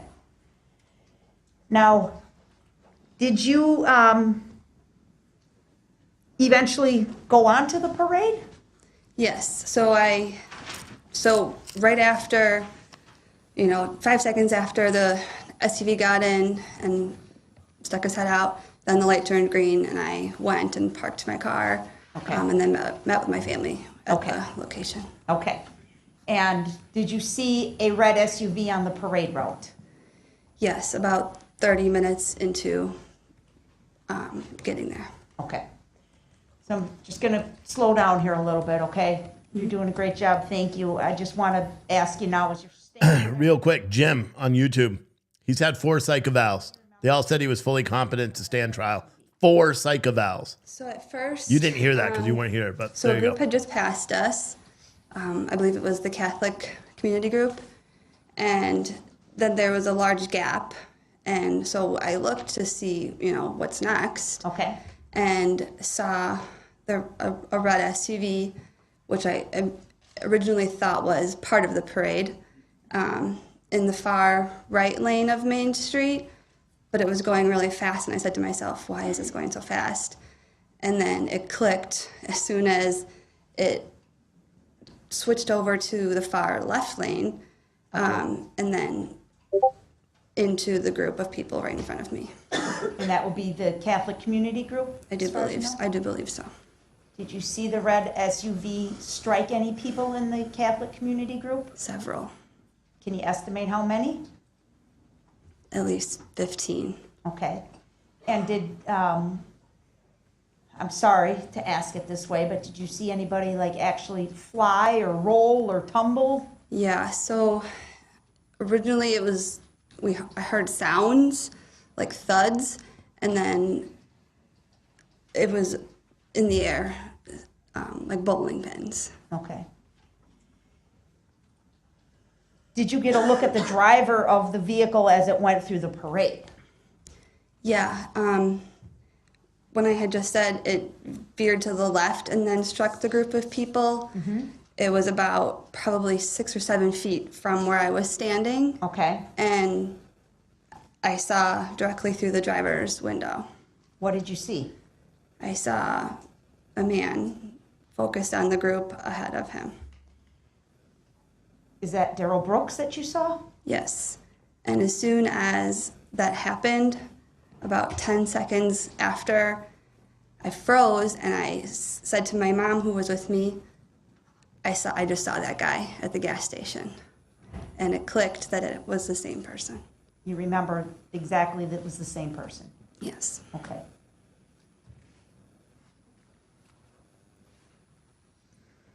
You described hearing some noises that you described as thuds, is that right? Yes. What do you think that noise was? Hitting a large group of people with a vehicle. Okay. Did you hear Mr. Brooks honking the horn in the vehicle at all? No. You described some driving maneuvers where you saw him going from side to side of the road, is that correct? Yeah, I saw it coming up Main Street in the far right lane, and I was in the far left, on the sidewalk of the far left, and it was then in the far left lane. Okay. Were you able to estimate the speed of the vehicle at that time? Objection, hearsay. Overruled. Would you be able to estimate the speed? To the best of my knowledge, I would say 20 miles per hour, perhaps. Okay. Did you ever see the vehicle stop? I think it had to at least very well slow down. It couldn't just continue on over as many bodies as it did. I remember the brake lights, but then it continued. Did you actually see the vehicle drive over people? I saw it hit the group and people fly, and then there was just chaos in the street. Okay. Had your boyfriend's daughter already gone through? No, she had not. Okay. So she was back waiting to join the parade, or We did you didn't know know where she was? at the time, no. So as soon as it happened, my boyfriend leaped up to go help people, and I grabbed him. I said, no, go find her. So then he took off and had to go find her down 5 blocks. Okay. All right, thank you, ma'am. I don't have any other questions for you. Mr. Brooks, do you have any cross-exam for this witness? Please say no. Fuck. First of all, good afternoon. Sick asshole. You stated that you saw brake lights. Would that be fair to say? Mm-hmm. Was that a yes? Yes. Thank you. Would it be fair to say you would only see brake lights from a vehicle if it was attempting to stop? Or slow. So, just so I'm clear on that, you would see brake lights on a vehicle that is attempting to slow down or stop. Sure.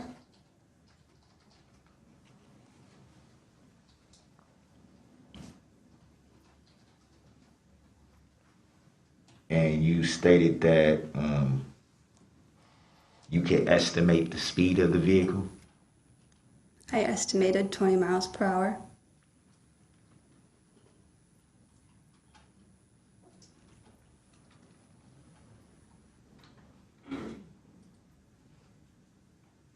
And would you characterize that as extremely fast? Yes, for the parade, yes.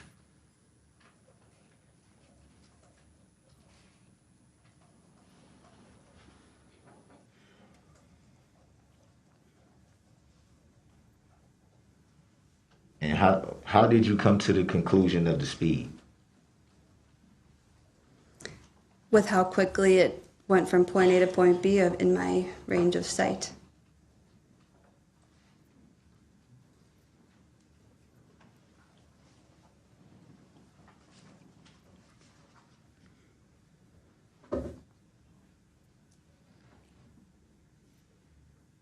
Going back to the gas station incident, you were. I guess I would need to see the map again. We still have that available? The map? We still have the map with the markings available up, or was it cleared after we captured I it? didn't clear it. Yeah, Okay. could we please save that as 7B, please, Your Honor? It will be saved as 7B. And admitted. Any position on that, Mr. Brooks? Yeah, I don't see the relevancy of the map. It's directly related to her testimony, sir. It's relevant. Your objection is noted. So It's overruled. Exhibit 7B is received. where were you positioned again at the stoplight? I was in the front row in the middle lane.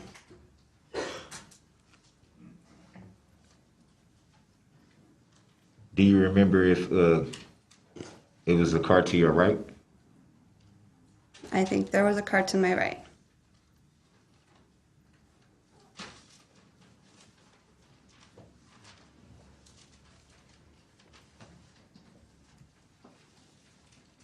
Do you recall if the vehicle you saw going into the gas station had any tinted windows? I do not.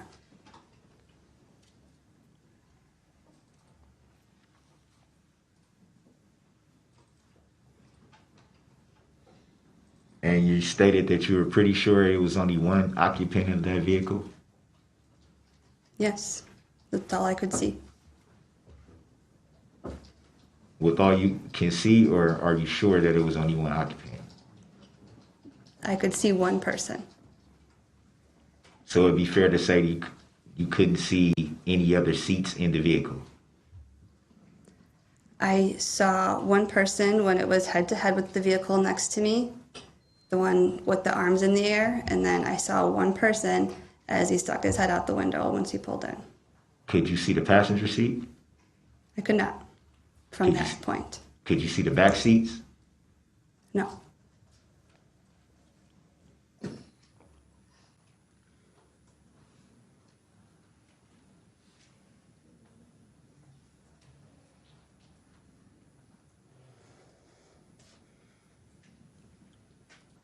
Are we done with the map? I'd like to turn. Oh, yeah, I'm sorry.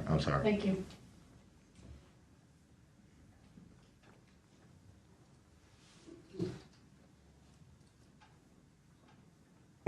Do you recall who subpoenaed you here to testify? Yes. You stated for the record? Yes, I said. Oh, the state of Wisconsin district attorney. Do you see the state of Wisconsin present in the courtroom today? Objection irrelevant. Sustained. Mr. Brooks, move on. Under 90611, I've sustained all of the objections related to this line of questioning. It's not relevant. Next topic, or I will find that the cross-examination by you is done. So you're sustaining every question pertaining to that part of questioning? Or is it for Yes. every testimony? Or It's on that topic, so you may continue if you choose another topic.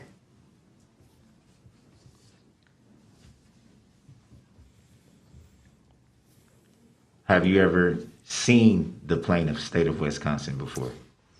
Right, pursuant to 90611, judge controls the order and mode of interrogation, that these questions violate sub 1, and Mr. Brooks will not be able to ask any further questions of this witness. State have any redirect? No redirect, Your Honor. All right, thank you. You may step down.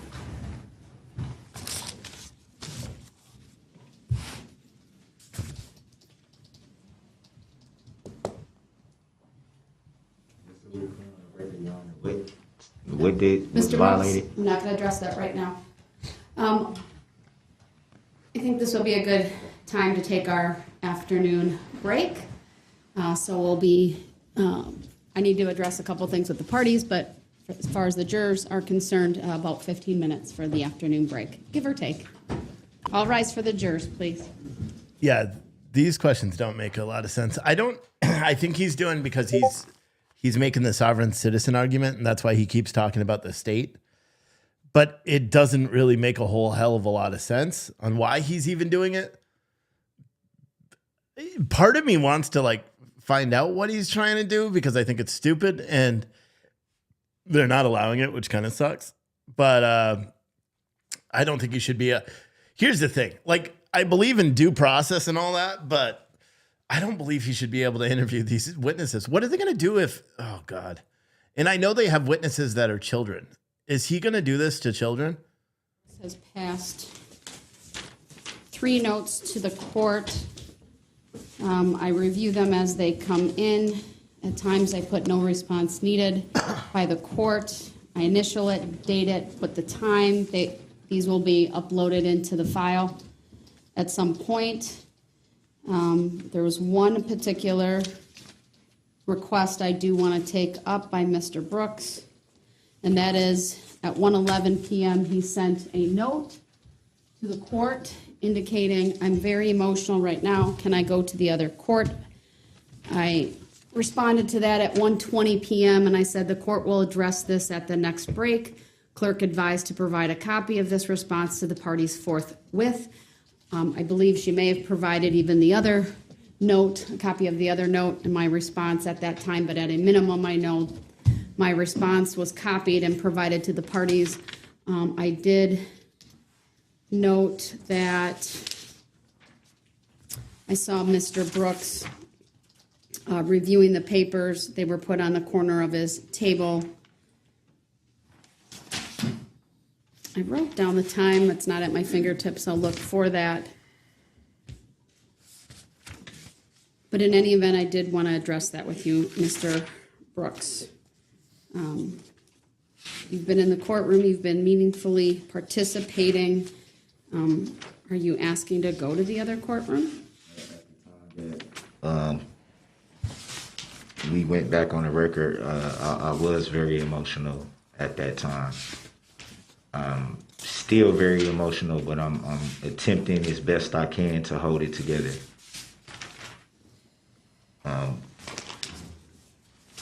That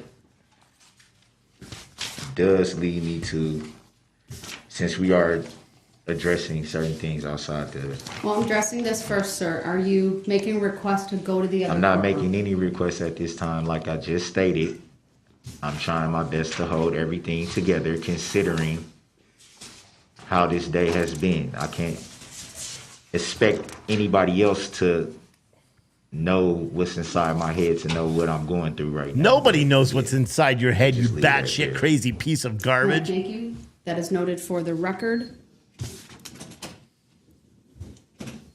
At some point, sir, after I admitted Exhibit 6, you raised an objection. I told you I would allow you to raise that outside the presence of the jury. Now is your opportunity to do that. And which one would you be referring to? Exhibit 6, sir. Or the video? We've seen multiple videos, but yes, Exhibit 6 is a video, sir. I think it's very clear what I was referring to in that video. The interview portion of the officer with the 3 individuals has language in it that you made a ruling about pertaining to a whole different entire. Which part of the video, sir? The interview part, I'm going to say it again, as I've already said it clearly enough, the interview part between the officer and the 3 individuals. And what specifically are you referring to? What statement, sir? I need some specificity Do you need it to played? that. Do you need it played? Mr. Brooks, you're the one making the objection. Please make your offer of proof so I can rule on it. The offer of proof is that there's language said by Erica Patterson in that interview that can be audible, referring to another situation in another county. You made a ruling on that would not be admitted into evidence. So at the very least, that portion of the video that you've already admitted into evidence should be removed, or the whole video should be struck and removed from the record. And I'm saying that because of the ruling that you made, the judicial determination that you made, Your Honor. Let me turn to the state. Attorney Opper, I don't specifically recall. If I need to review it on a break, maybe I will, but do you have any idea what this is referring to? I do not, Your Honor. I did not hear anything in that recording that would violate your previous orders. I object to that. It's very clear if the video was played that you can hear language said in that portion of the video that you clearly ruled on. I'll review it at a later point in time. The state will need to just file that clip on a flash drive so I can review that in chambers. From my perspective, even if there were to be something, it was not offered for the truth of the matter asserted. This was to provide an account of what the officer was experiencing, but I'll review it. If there is something in there, I certainly can. It doesn't change the fact that the video itself is admissible. It might have an impact on whether it's played again for the jury, at least at that particular point. But again, I didn't personally catch that, but there was a lot going on in that video at that time, a lot of audio. There's clearly, in addition to the audio from the squad, you can hear the radio. So I will need to review it again. Mr. Brooks, I'd appreciate if you not roll your eyes at me. There was a lot going on in that video. I don't think anyone in this courtroom would disagree with me. What I'm telling you, I'm giving you the opportunity to raise the issue since you essentially didn't. Well, let me state it this way. You raised it when you thought it was appropriate. I told you I'd take it up outside the presence of the jury. That's what I'm giving you the opportunity to do. What I'm telling you is I'm not going to make a ruling specifically because I need to watch the video. And so I don't think that's something you should be rolling your eyes at. That's proper for this court. It would be something that if I were to just give my ruling right now, it would be it would be Fuck no. something that someone could look at later on and say, well, you just admitted on the record you didn't hear it yourself. So what I'm telling you, sir, is I'm going to take the time, not now during the trial, but on a break when I can look at it in chambers and keep a careful ear out for what you said, and then I'll come back and make my ruling. So that's giving deference to your request. So I don't think it warrants you rolling your eyes at me. I wasn't rolling my eyes to you about So that. with that, we're on recess, 15 minutes, everyone. The court's... Your Honor. Oh, yeah. Oh, yeah. This is fucking crazy. This is crazy. He clearly doesn't know what he's doing. And the thing is, he's not going to have like grounds for a dismissal or anything like that based on the fact that he wanted to represent himself. Do you know what I'm saying? He wanted to represent himself. So there's not going to be grounds for a dismissal based on his stupidity. I just think what's crazy is, well, besides him, man, this is by far the weirdest trial I've ever seen.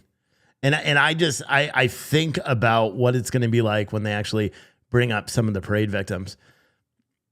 You know what I mean? When some of the actual, the victims, I mean, that woman right there and the man before, the veteran, those people were victims, even though, they weren't, they were impacted, but they weren't like hit by the vehicle or lost someone dear to them, because of this vehicle, but they were victims too. You could see it in both of their eyes. You could see it with the military dude when he was sitting there and Brooks was talking, asking him questions, and he kind of like bit his lip. I got to give it to both of them. They handled it extremely well. You know what I mean? It's just disgusting. And to know, because we already had, not testimony, we already heard 2 days ago, or I heard it, you guys may not have, but they're going to have children. At least, I believe at least one, but I think I heard two minors who are going to testify, because they were talking about media and how the media is only going to cover from, like here down on the kids. Those kids are going to be like, the judge should make some ruling that they're not allowed, that Brooks isn't allowed to talk to them. That it's going to scar them forever. Do you know what I mean? And that's one of the most concerning things to me is the damage. It's almost like he inflicted all the damage that day and he gets to do it again.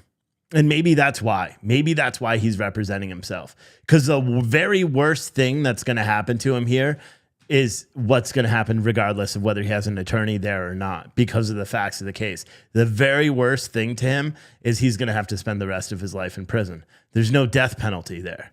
So it doesn't matter if he gets 5 million years in jail. He's not going to be able to get out. He certainly doesn't believe. I can't imagine, especially because he passed 4 psychological tests. I cannot imagine that he thinks that he is innocent. Or, you know what I mean? Because he's trying the whole sovereign citizens shit now and doing all that stuff and trying to say, well, the state's not there. The state's not an actual victim. Why is the state presenting the evidence? Yeah, like the guy is crazy, And like I said, if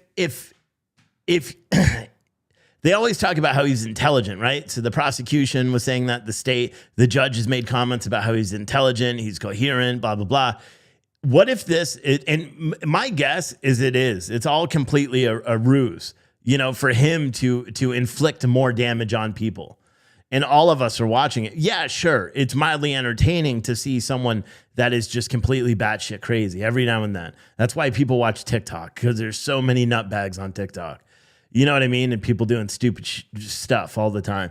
This guy, my firm belief is that he is representing himself because he knows that he's in control when he's representing himself. He can inflict as much damage as he possibly can. I've noticed that the attorney or that the judge over the past, let's just say 30 hours, since yesterday to today, her demeanor has drastically changed. She was, in other conversation with him, she has been like super, way too nice, like letting him go off and do his stupid shit. Today, she seems to have a zero tolerance for it, which I like. I think she should end the course of like with the woman was that was just testifying before they went on break.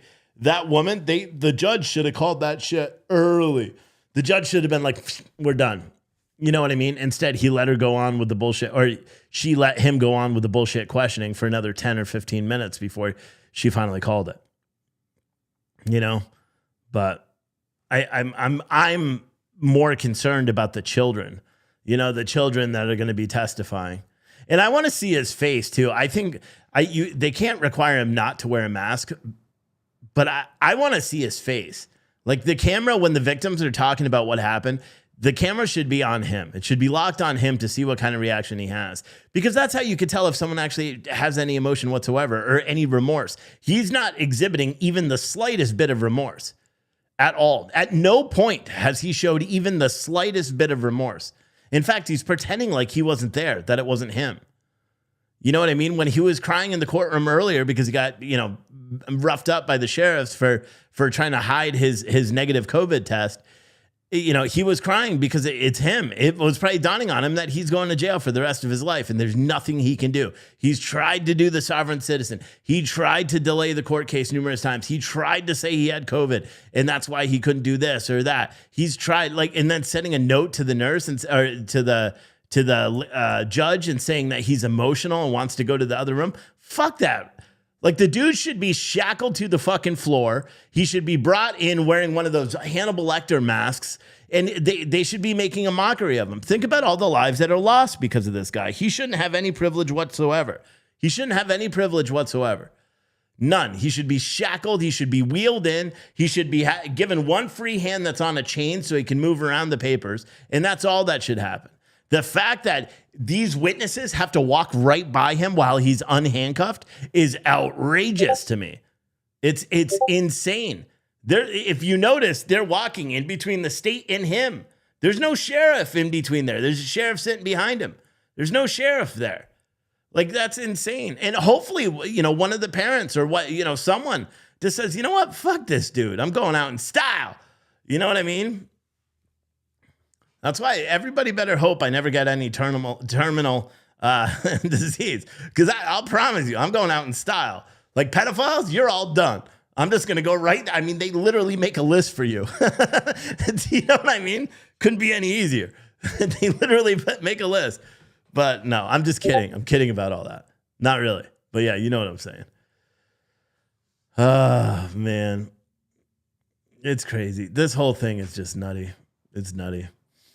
I'm going to have to, I'm going to leave this live stream going. I got to go pick up my son because the little guy's sick. So my wife's not working. She's with him. So I got to go pick up the other one from football. I'm going to drive him home real quick. I'm going to scarf some food. My wife is going to have it ready by 5 so I can just eat and then come back. And I'm going to do a show at 9 o'clock. I'm going to keep this live until it's done. I'll try to cut it off from my phone if I have to. Otherwise, you may just have a window on. Citizen Stringer, just like yesterday, it's going to automatically switch to the Pizza and Tilly show at 6 o'clock. And then I'll be live at 9 o'clock. And I don't know what I'm going to do. Call-in show. I'll do something. It's just going to be, I'm just going to be relaxing a little bit, doing a call-in show. See if we can't get some super chats or cash apps or Venmos. You know, we got bills and shit. So figure I'll hang out. I may even play video games tonight. Is this view? If I'm doing this, is that going to annoy you guys? Because the camera, they're in the wrong spot. I would have to move this over there, you know, but whatever.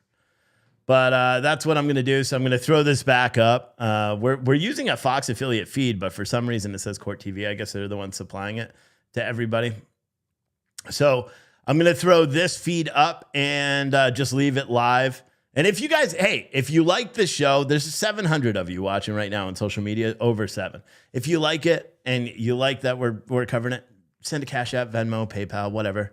You know, just show, you know, it's like a way of saying thanks without saying thanks because no one knows you did it. And I'll try to give shout outs to everyone. I gave shout outs to all the people that did it earlier. But yeah, I will be, someone said, got to be careful talking about pedophiles anymore. Seems like they're becoming a protected species. No, they're never going to be protected. Not by me, bro. Not by me. On Patrol starts at 9. Yeah. Are you talking about which On Patrol? Are you talking about the one on TV? Because the one on TV, I don't know. It's lost its pizzazz. Anyway, I got to go pick up my kid.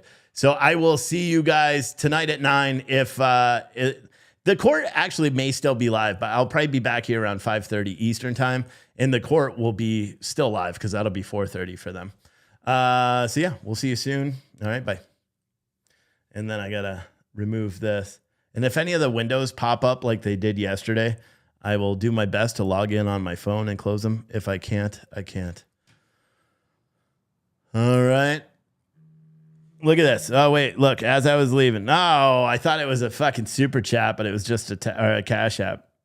It was just a text message.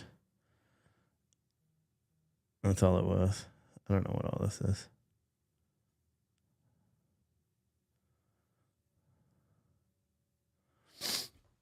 All right. All right. I'll see you guys all around 5:30.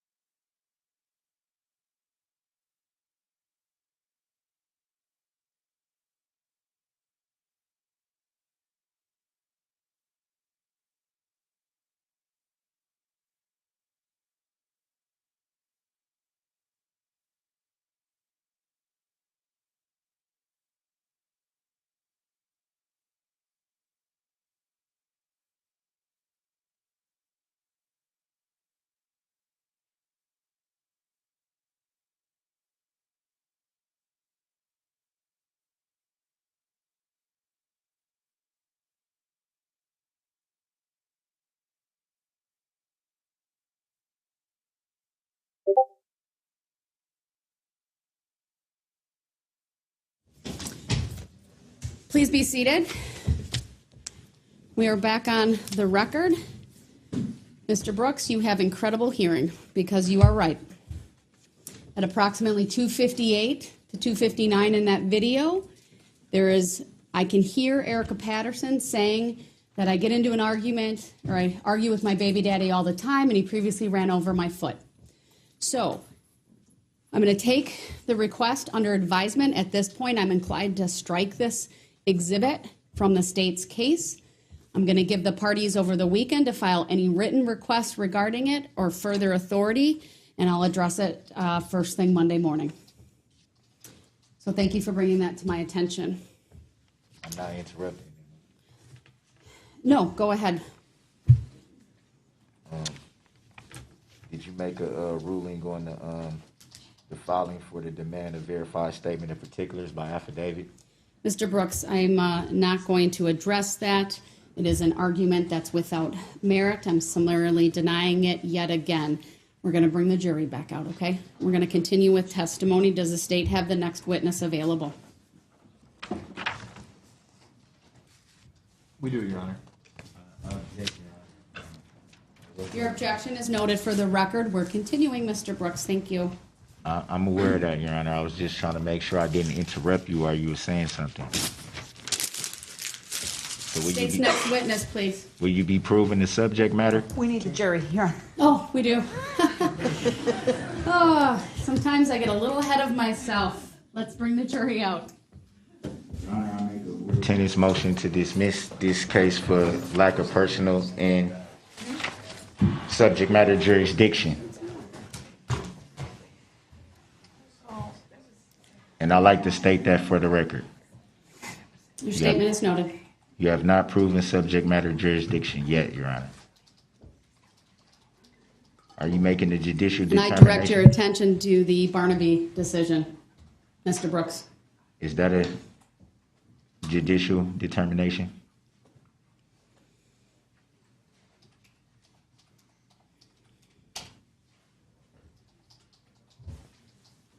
The record should reflect then that I got no answer.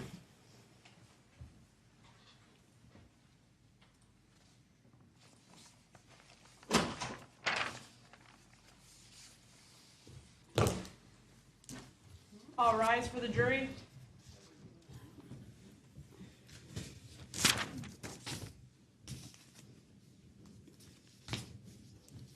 This is the package agreement, Your Honor. For the record.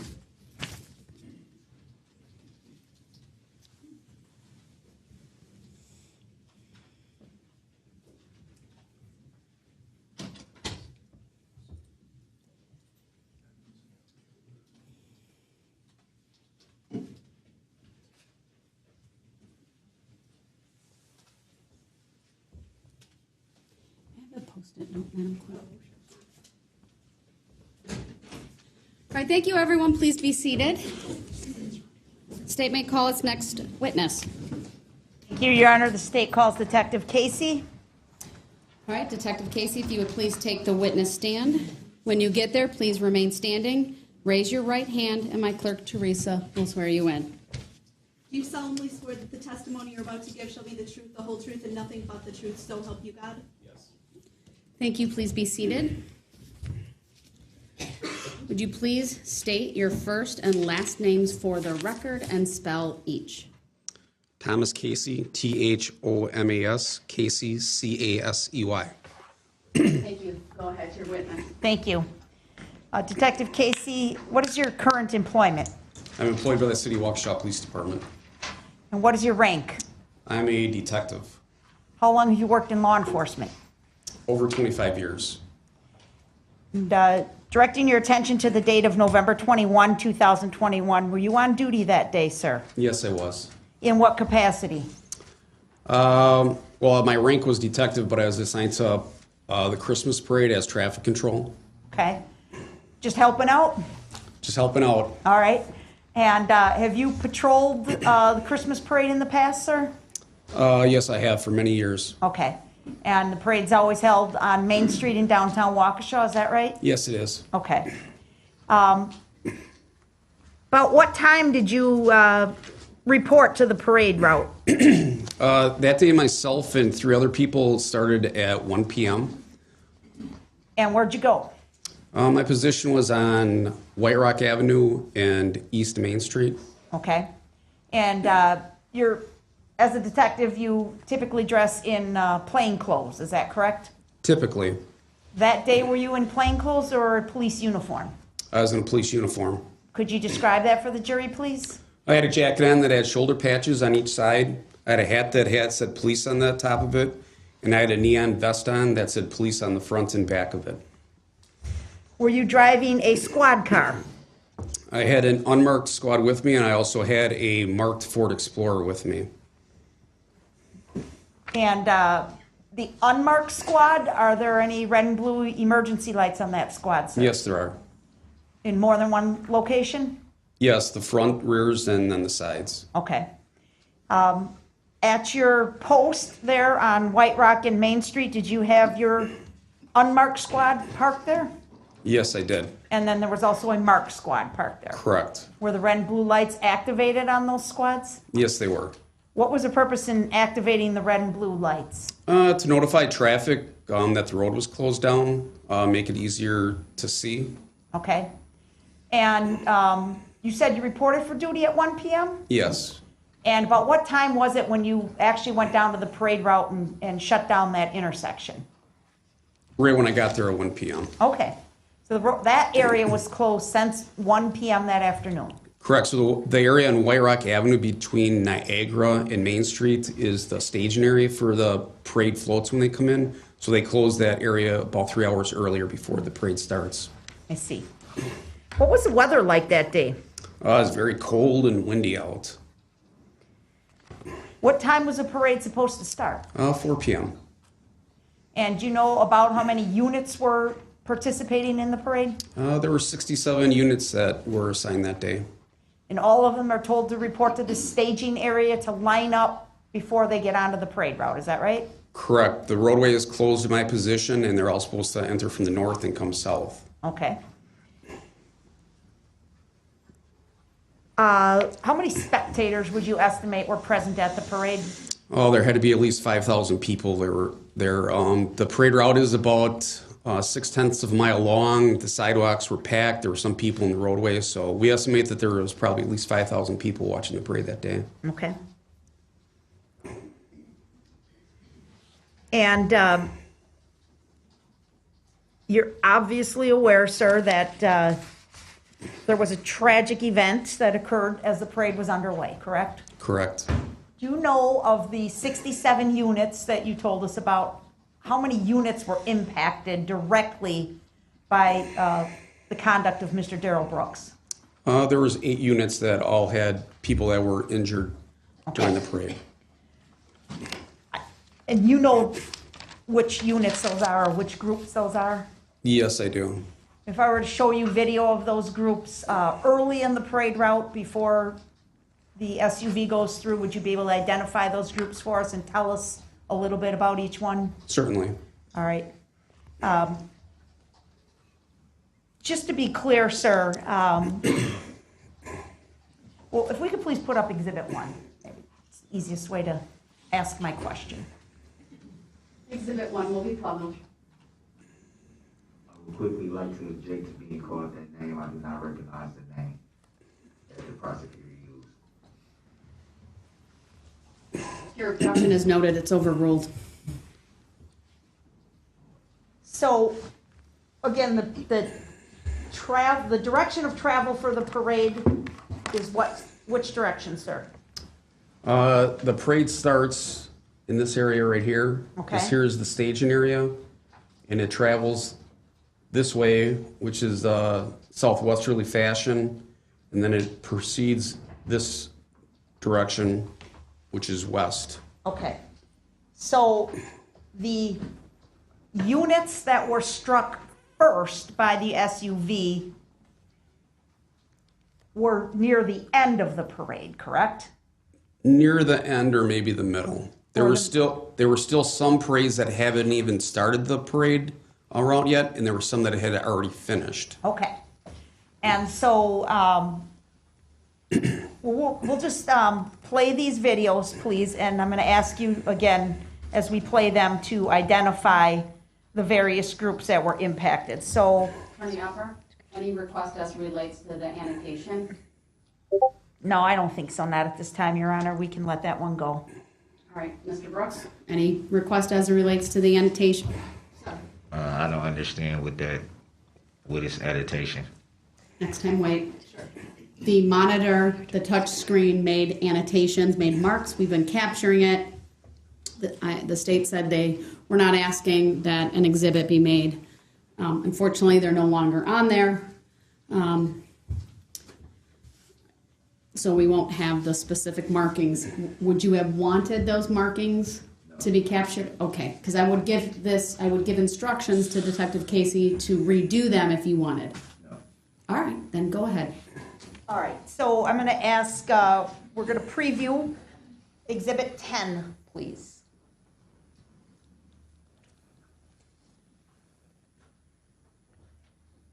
Do you see the beginning of Exhibit 10 on your screen, sir? No, I do not. It should be, it might take a second or two. I have an image on there now. Okay. Do you recognize that image? Yes, I do. And do you know Exhibit 10 to be a video clip? Yes, I do. Looking at it right now, do you recognize the group that is displayed on that first screenshot, I guess, from the video that's displayed? Yes, I do. Okay. And what group do you see there, sir? The Catholic Communities of Waukesha. Okay.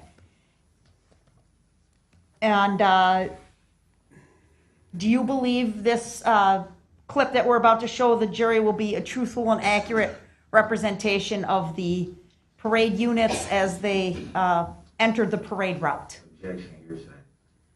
Overruled. Yes, I do believe that they do. Okay. Move to admit number 10 and permission to publish, Your Honor. For the record, how long is Exhibit 10? It is 3 minutes and 31 seconds, Your Honor. Any position by Mr. Brooks? Object with the grounds. Your objection is noted. It's overruled. What are the grounds?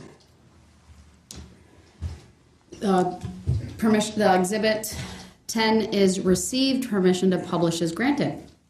What are the grounds? Mr. Brooks, your objection is noted. It's overruled. I'll answer this. I believe the evidence is relevant to the charges in this case.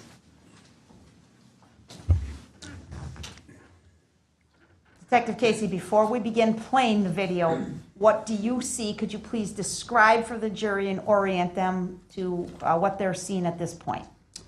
So this would be the Catholic Communities of Waukesha. They would be marching westbound on Main Street, which is at the early beginning of the parade. And the cross street there would be East Avenue, and the church behind them should be St. Matthias Church. Okay. And did they have a banner in front of their group as they marched down the road? Yes, they do. Okay. To your knowledge, sir, and you've seen many videos from this parade, correct? Correct. And you saw some of these units, at least as they entered the route, correct? Correct. Did the Catholic community of Waukesha, did the participants for that group wear any specific clothing or uniforms, to your knowledge? No, they do not. The objection is noted. It's overruled. Then the answer may stand. And to your knowledge, did they walk in any sort of formation? It was just a random formation. Sometimes they changed a little bit as they were walking. Okay. Please play.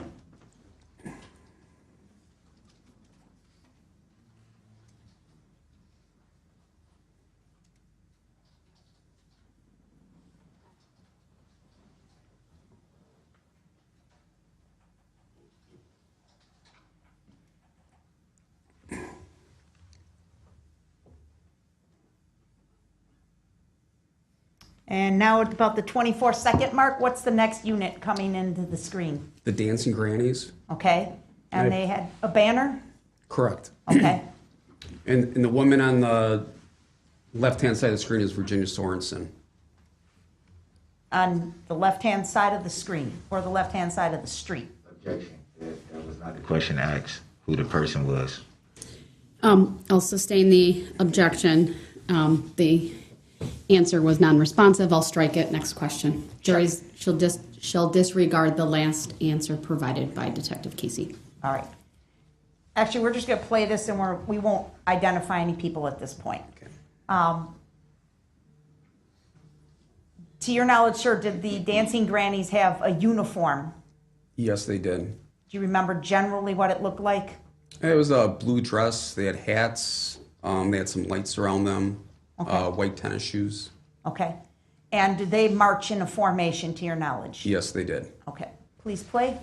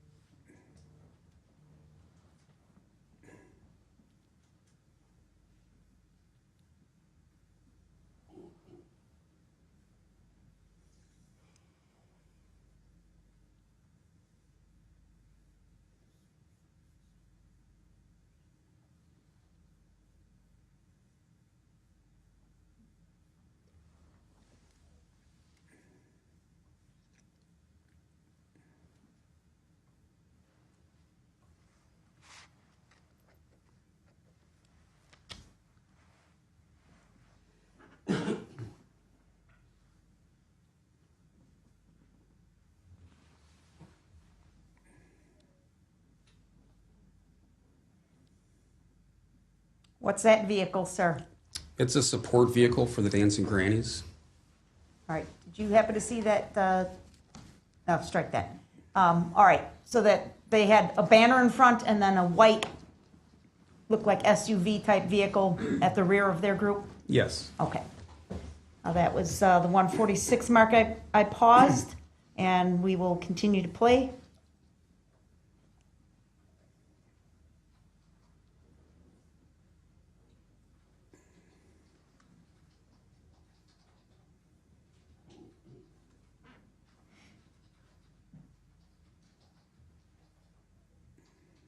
And if you could please pause at the 205 mark. Which unit is this, please? This would be Citizens Bank.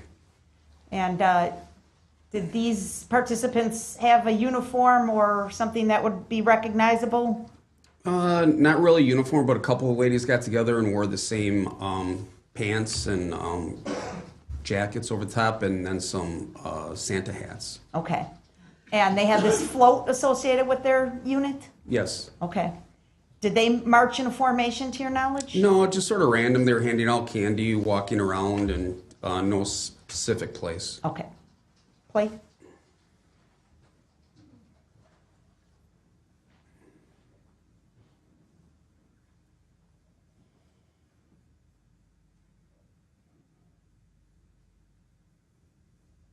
Pause.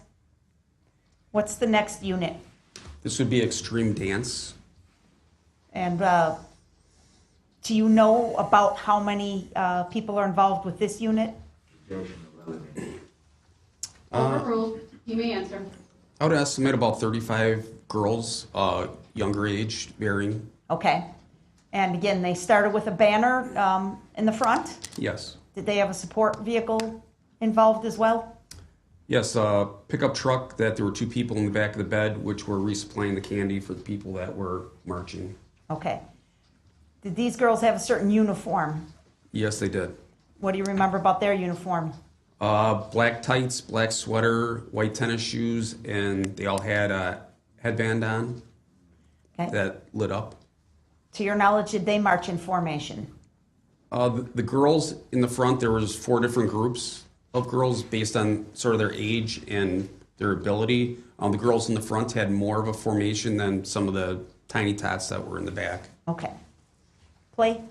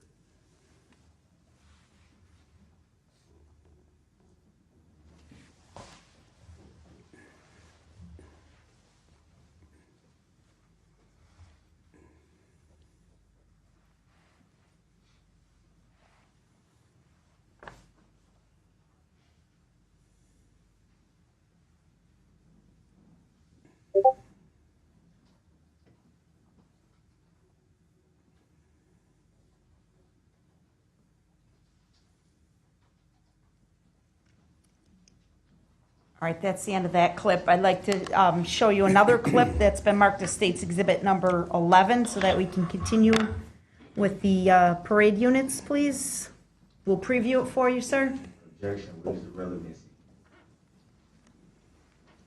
Your objection is noted. It is overruled. And you may question the witness regarding the exhibit. Thank you.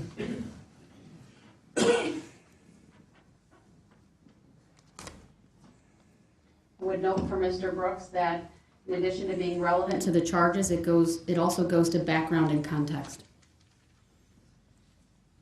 What do you mean by background? Background to the event. Events that led up to Like all detail, of the charges, the reason for why we're here. detail background? It's regarding the parade, sir. I don't understand, but okay. Don't understand. Your statement's noted for the record.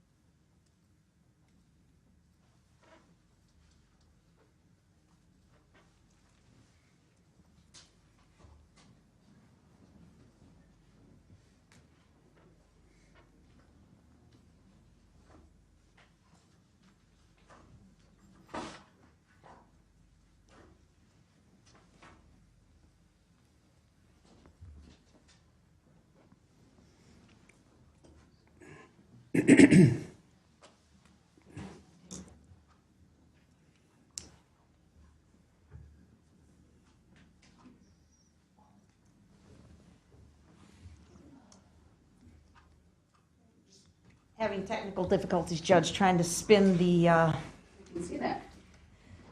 video to get it upright.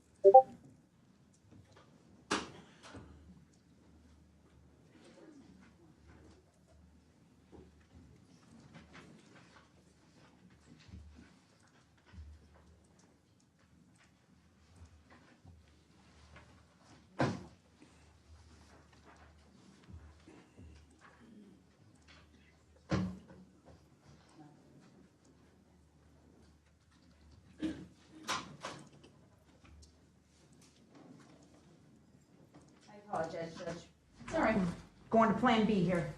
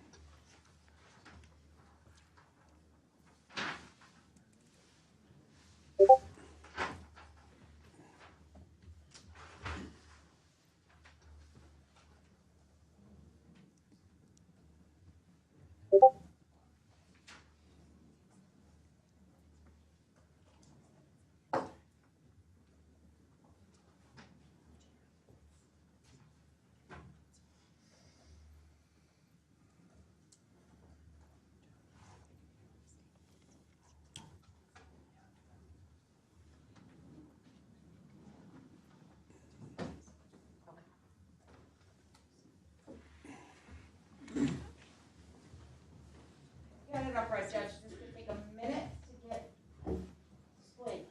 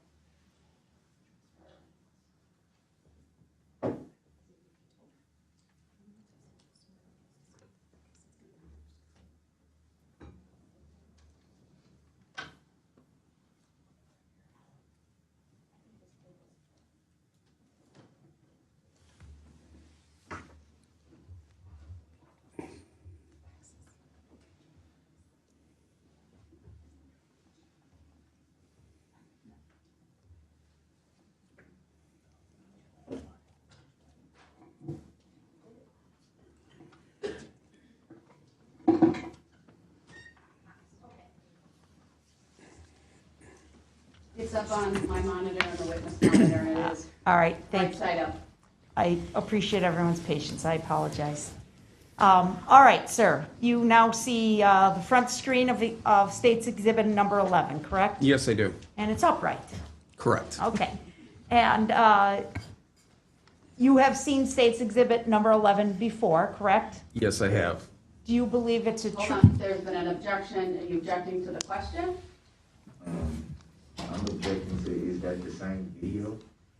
I don't see the same person that was directly in the camera view when it was sideways. It looks like a totally different video. Sir, it's not been admitted yet. The state's laying a foundation for that. And I'm going to let them continue questioning. So, Detective Casey, you have seen State's Exhibit number 11 before, correct? Yes, I have. And you believe it's a true and accurate representation of the events of November 21, 2021? Objection. Yeah. Hearsay. Your objection is noted. It's overruled.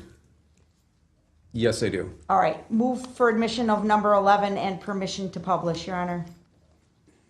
Mr. Brooks, any position on the admission of Exhibit Yes, 11? I definitely object. This is not the same video that was just attempted to be shown. This is a totally different video.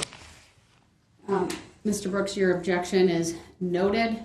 There wasn't much testimony about whatever that prior exhibit was, and I'm going off of his testimony about seeing this particular video clip. There's the still image in front of him that he identified he previously reviewed, and it's accurate, true and accurate. So based on that, your objection's noted, but it is overruled. I'll receive Exhibit 11. Permission to publish is granted. You struck the last video then that didn't. The last video wasn't admitted, sir. There were technical issues. They moved on. We will continue. Go ahead. Okay, so again, please orient us, Detective Casey. So we are now a little bit further west on Main Street. This is about maybe 2 blocks west of the last location, and the cross street it would be at is Northwest Barstow Street. Okay. And what unit is shown on the screen at the moment? This would be the Waukesha Blazers support vehicle, and then the baseball players come shortly behind it. Okay. And to your knowledge, did this group walk in any certain formation? No, they didn't. They walked around. They were also handing out candy, just sort of walking around, mingling with the crowd and themselves. Okay. And were some of the players wearing their baseball jerseys? Yes, they were. And other individuals just had on like hats and coats and nothing discernible, correct? Objection. Irrelevant. Everybody had on coats and hats. Your objection's noted. It's overruled. So most of the players had their jerseys on with their numbers on the back, but there was also some coaches that were marching with them, and they just had regular jackets and hats that were on when they were walking. Okay. Please play.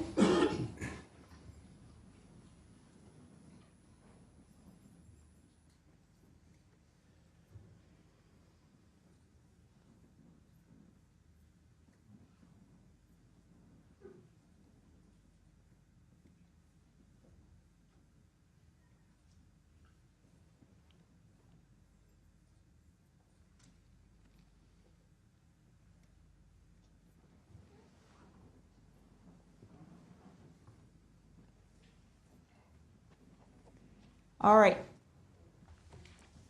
At the 38-second mark, we've paused it, or 39 seconds, we've paused it. What's the next unit coming into view?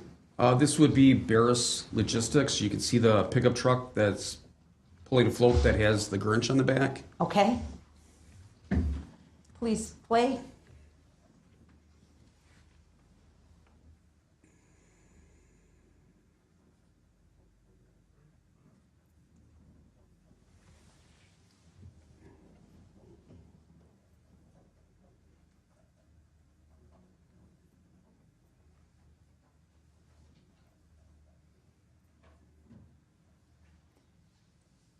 And now at the 103 mark, we've paused it. What's the next unit coming into view? This would be the Waukesha South High School Marching Band. Go ahead.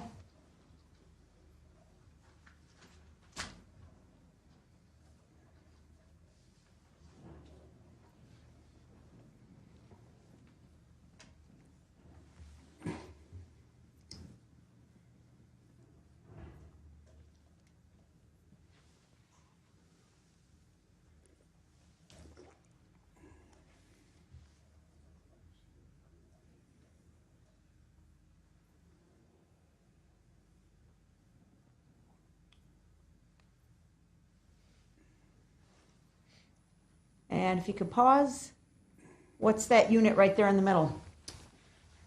Well, there's the mascot first for the Waukesha South Band, and then directly behind that is the Remax Realty support vehicle. Okay. Is it easy to distinguish the Remax vehicle?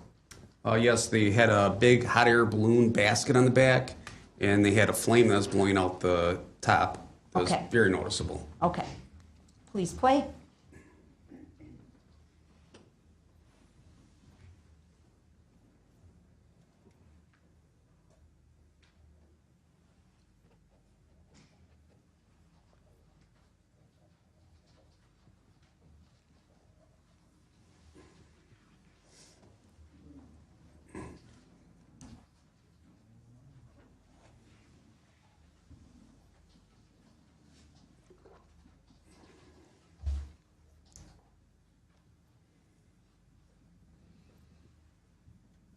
And we're going to stop it there at about the 2:15 mark. So that's the Remax group going through, correct, sir? That is correct. Okay. Are those the 8 units that were most directly impacted by Mr. Brooks' actions on the parade route, sir? Yep. I do not recognize that they were consent to being called that. Your objection's noted, it's overruled. Yes, they were. In addition to that, there were some spectators that were injured. Is that correct, sir? Correct. There's, I would say, 3 different groups of people, spectators that were sitting on the side of the roadway that were also injured. Okay. At some point, did you and other members of the Waukesha Police Department attempt to identify all the individuals who were injured as a result of Mr. Brooks' actions on the parade route? Objection, I do not consent to being called that name. Overruled. Yes, we did. And about roughly how many people was that? There are over 60 people that were injured that we identified. Okay. Were you able, through your investigation detective, to determine where along the parade route each of these individuals were located at the time they were injured? Yes, we were. And were you able to map that information so that we can present it to this jury? Yes. I'd like to please put up number 15 in preview mode. Go ahead.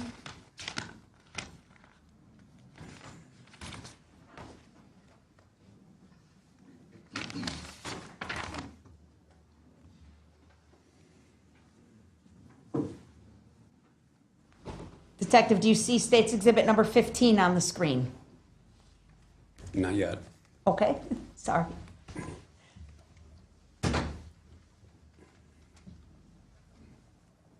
Is it up? No. Okay. Okay, please tell me when it is. It is up now. All right. Can you please identify State's Exhibit 15? This is a map that I put together that identifies the officers that were on the scene. certain locations of interest that people mentioned when they were interviewed. Also identifies the victims and the deceased that died during the parade event. Is this an accurate summary of your investigation, sir? Yes, it is. Move to admit number 15 and permission to publish. Mr. Brooks, any position? Your objections noted. The exhibit is received subject to all of the other events laying the foundation for this are ultimately presented to this jury, but you may publish as well. Thank you.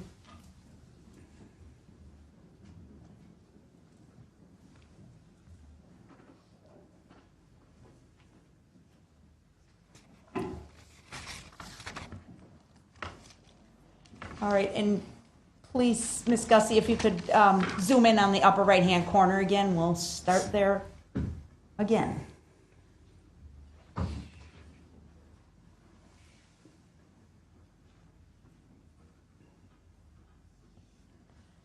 All right, so first in the upper right-hand corner, you've designated where the location of White Rock School and the altercation with Miss Erica Patterson that we had testimony about earlier, correct? Correct.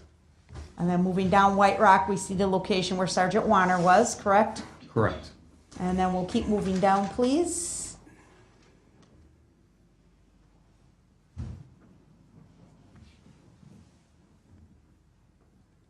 Okay, good. I see your name in the middle of the map, sir. Could you start at that spot and describe what's in that area and then start working down the street towards Buckley? So my location, I had 2 vehicles with me, an unmarked Ford Taurus and a marked Ford Explorer. We had put the squad, and the 2 squads in plastic barricades diagonal, so the parade traffic could continue on westbound, and the vehicular traffic that was on East Main Street and Pleasant Street could make turns, and so we wouldn't obstruct traffic that much. Could you draw that path for us, what you're referring to? So the vehicles could continue this way without being stopped. Okay. Or the opposite way. And then the flow of the parade came this way down to my location and continued westbound without being obstructed. Okay. I'm not asking for that to be captured, Your Honor. Let me ask Mr. Brooks if he's asking that the annotations be captured. I thought you already ruled that they wouldn't be. No, that was for that one particular. We don't need it on this one. All right, then it won't be captured. Go ahead and clear.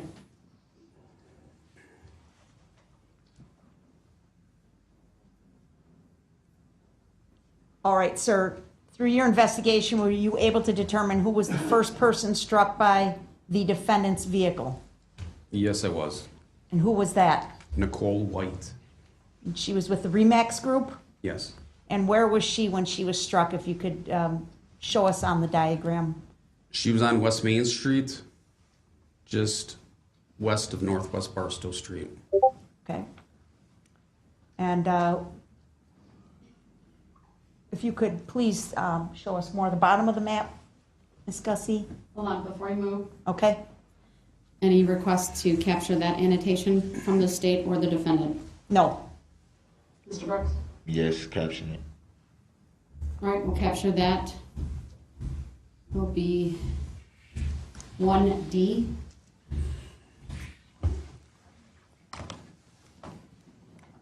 Actually, this isn't 1, this is 15. Oh, sorry, 15D. 8. Yes, 15A. Thank you for that correction. Okay, now, is it captured, Madam Clerk?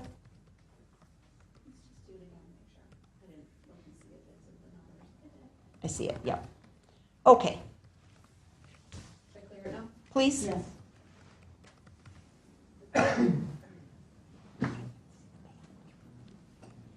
Okay. The next unit to have been struck by the defendant's vehicle was what? The Waukesha South Band. And we see the names of the individuals in the band that were injured by the SUV, is that correct? That is correct. Okay, and that location you've identified near the subway and another business known as the Vino Gelato. Correct. Okay. What was the next, well, I guess the next unit or individuals to be struck were spectators, is that correct? That is correct. It'd be Charles Green and Lily Green. And they were near the Martha Merrill bookstore, correct? They were on Main Street, just west of Gasper Street, Okay. sitting on a little bump out from the curb. Okay. And they were spectators? Yes. Okay. The next group to have been struck? It would be, the group is Bears Logistics Group. Okay.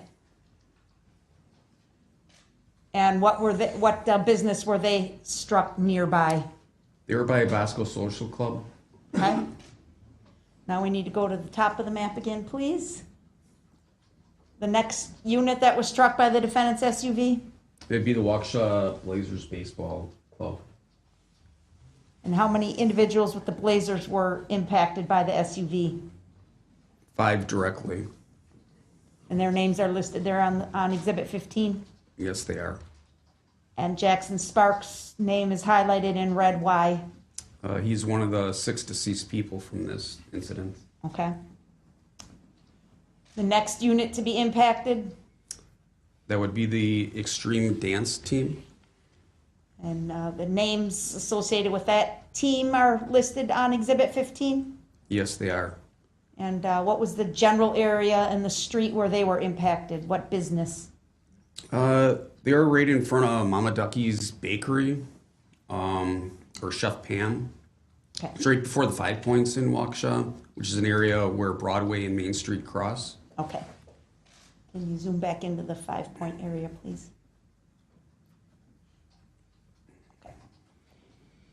And were there any spectators injured in that exact area? Yes, there were. And who was that, please? Isaac Foglia and Deborah Ramirez. Okay. And then getting through the 5 Points, what was the next group impacted? It would be Citizens Bank. Okay. And that was Jane Kulik? Correct. And she was fatally injured? Yes. Okay. The next group? Or I guess the next group is actually spectators. Correct. There was 3 children that were sitting on the north side of the roadway on the corner of Clinton Street and West Main, and they were struck by the vehicle when it came through. What business is located right there? The Steaming Cup is on the northwest corner of that intersection, so they're very close to that. Okay. The next unit that was impacted? That would be the Dancing Grannies. And that was just past Clinton Street, sir? Correct, just west of Clinton on West Main Street. Okay. And you've listed the names of the persons that were injured by the defendant's vehicle associated with the Dancing Grannies, correct? The injured and the deceased. Okay. And again, you've designated the deceased with red, color red, Yes, and the others were just injured. correct. Okay. And that was near a couple businesses that you noted on the map, sir? That took up a very large part of the roadway that was very spread out, but Donnie Boy's Tap, Curry Insurance, those are the 2 most common businesses in that area. Okay. Then if we could move on to the last group. Sorry. What was the last group to be impacted by the defendant's vehicle? The Catholic Communities of Waukesha. And have you listed there the names of all the individuals who were injured by the defendant's vehicle related to the Catholic Communities of Waukesha? Yes, I have. Overruled. I don't identify or consent to being called the defendant. Your objections noted. And is there a business or entity nearby that in the area where the Catholic community was struck? The closest place would be Planned Parenthood. Okay. All right, thank you. We can take down Exhibit 15, and next I'm going to ask you to please pull up number 12.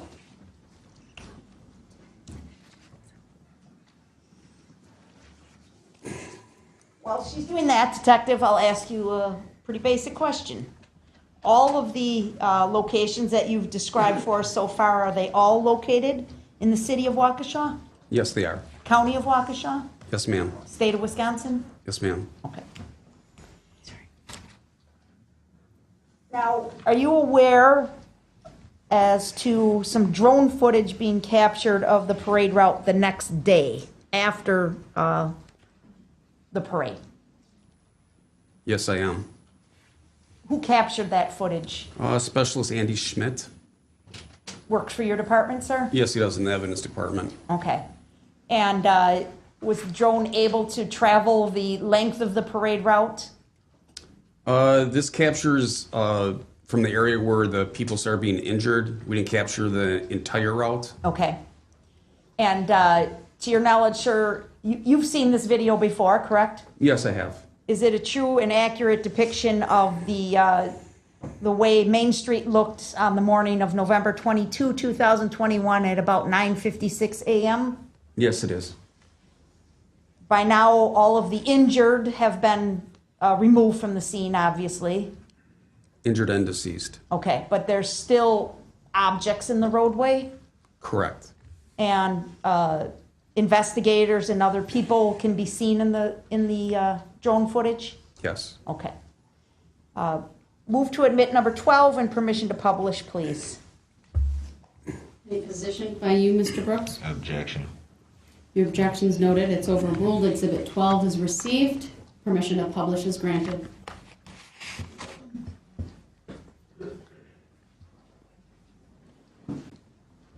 Okay, so again, we're going to start playing this, and I will ask Ms. Gussie to pause at various occasions so you can describe what we're seeing, but if you can just give us a general idea where we are right now, please. So right now the drone would be sitting on pretty low to the ground on West Main Street, just west of Northwest Barstow.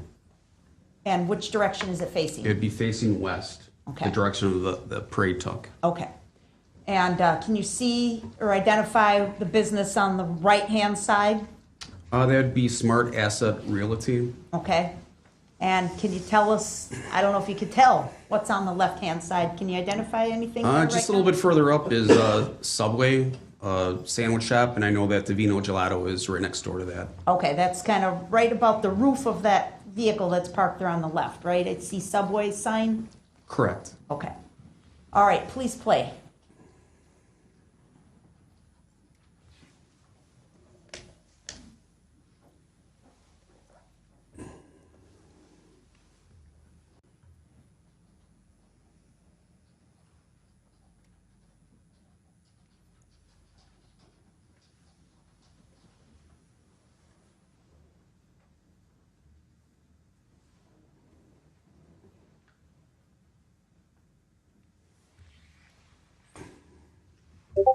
And can you pause it here, please, at the 23-second mark?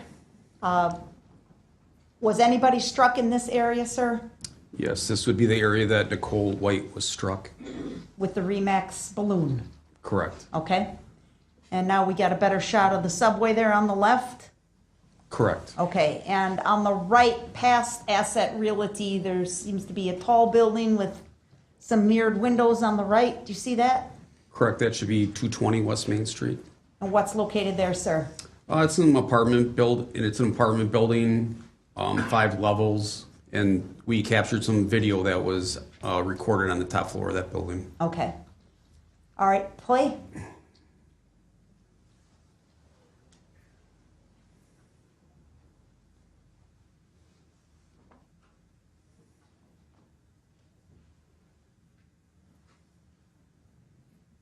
And we'll pause it at the 35-second mark. Was anybody struck in this area, sir? This would be the area of the Waukesha South Band. Okay. Play.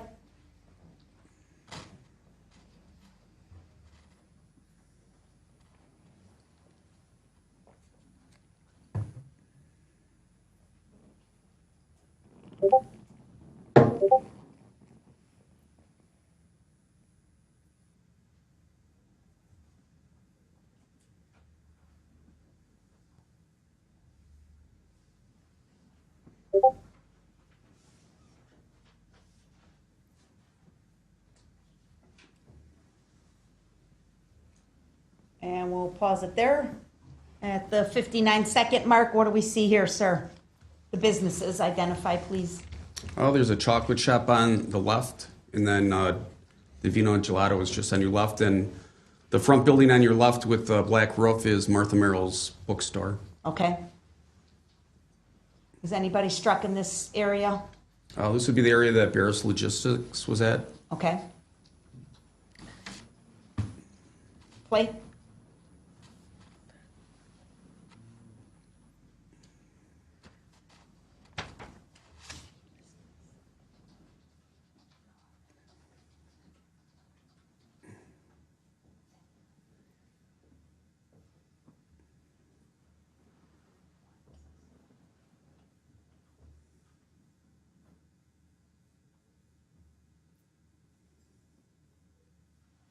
Gussie, you could just keep it plain. I'm going to talk, but you could keep it plain. It's at the 117 mark. What's that cross street here? This would be Gasper Street. Okay.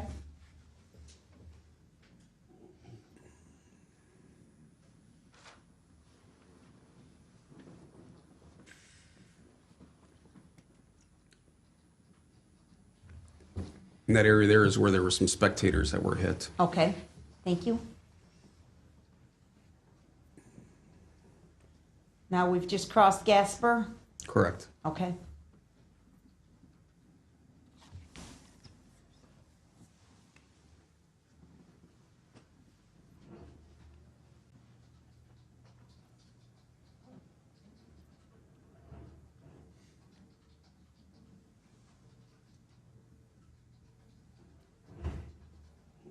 And keep it plain, please. At the 157 mark, what businesses are we seeing here? The joke shop is on your left, and the Waukesha Theater's on your right. That's the area that the Waukesha Blazers were in when they were hit. Okay.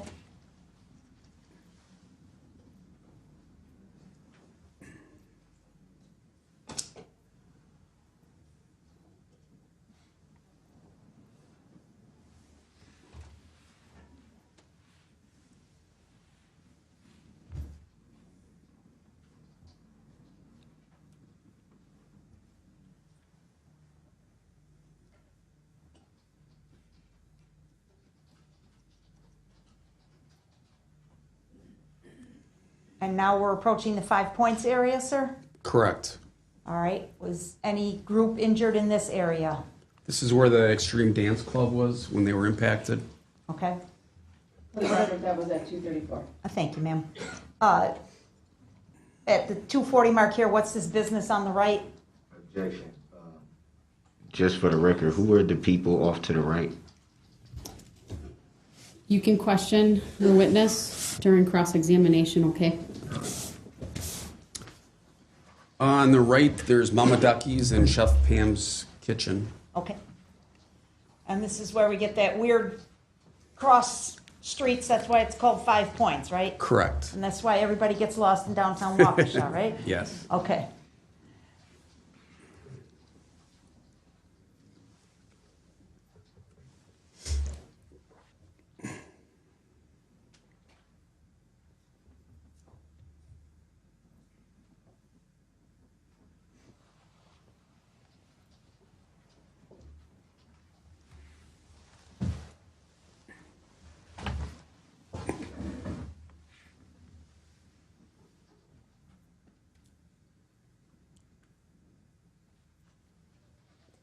All right, now we've gotten through the 5 Points. And what business is on the right, sir? We're at the 319 mark.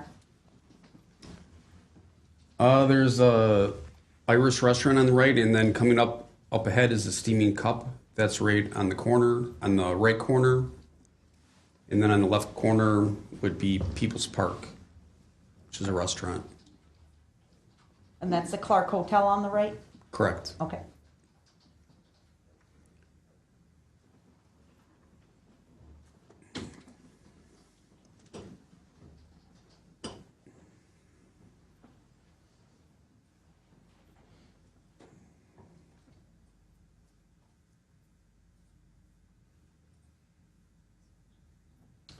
We'll pause it here at the 351 mark. Do you see a vehicle in the picture at this point, sir?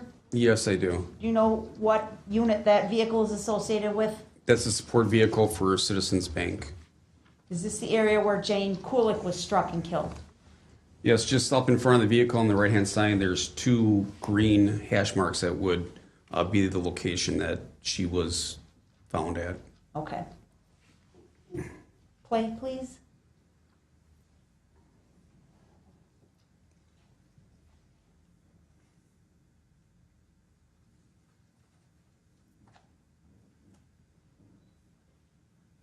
And you already mentioned that's the steaming cup on the right, correct? Correct. And there were some kids hurt on the corner there? Yes, on this corner where the blankets were, there's 3 kids that were sitting there that were impacted. Okay.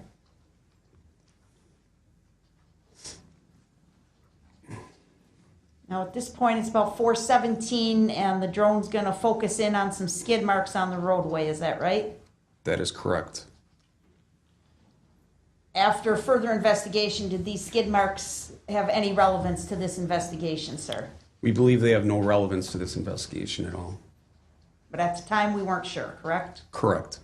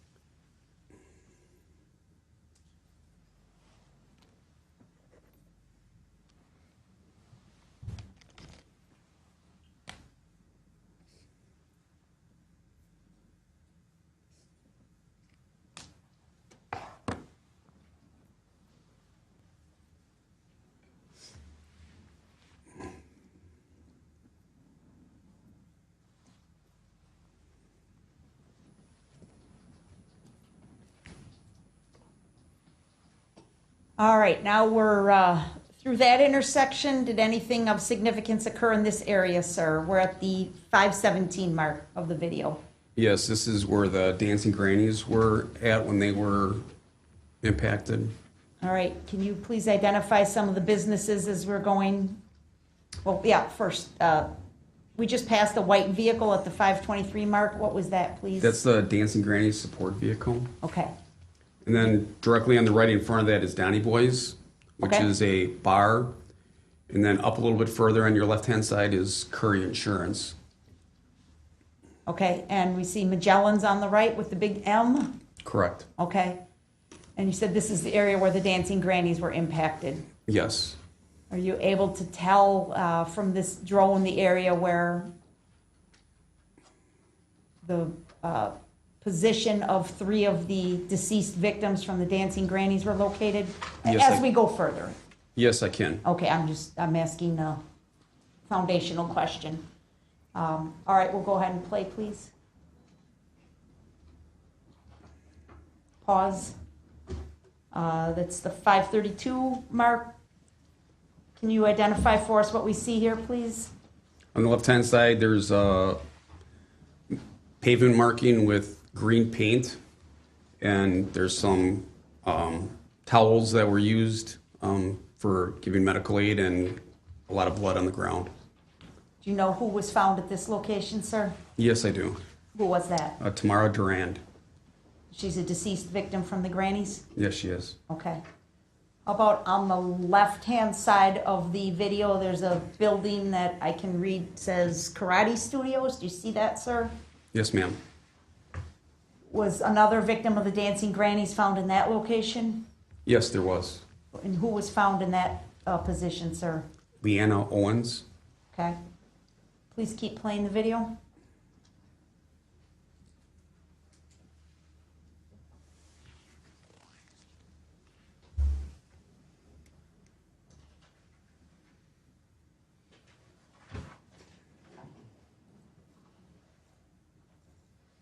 That's Curry Insurance on the left. I can see the sign. Correct. Okay. And coming up will be the third position for one of the Dancy grannies who suffered fatal injuries as a result of this incident, sir? Yes, Right there? correct. Who was found in that location? Virginia Sorensen. Okay. Continue playing.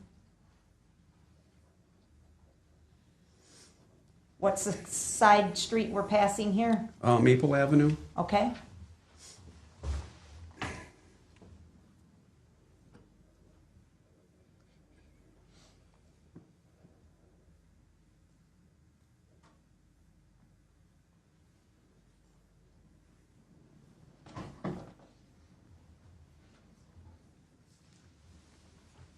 And what are we approaching here in this area, sir? We're coming up to the area where Catholic Charities were impacted, and on the right, there's a building with, it's a one-story building with a black roof that goes around. That would be Planned Parenthood of Waukesha, or Okay. Wisconsin.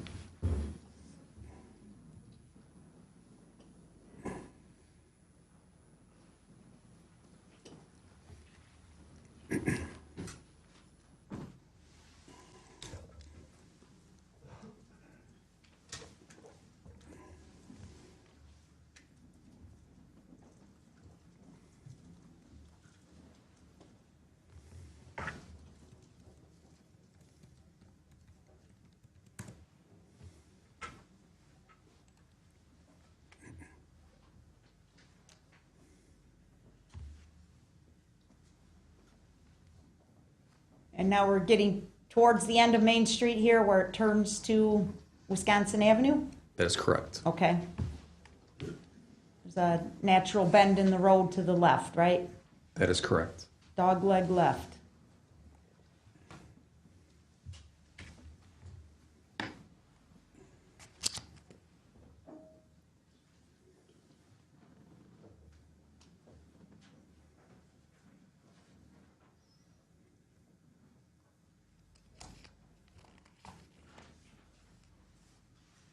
Now we are past the point where anybody is further struck by the vehicle, correct?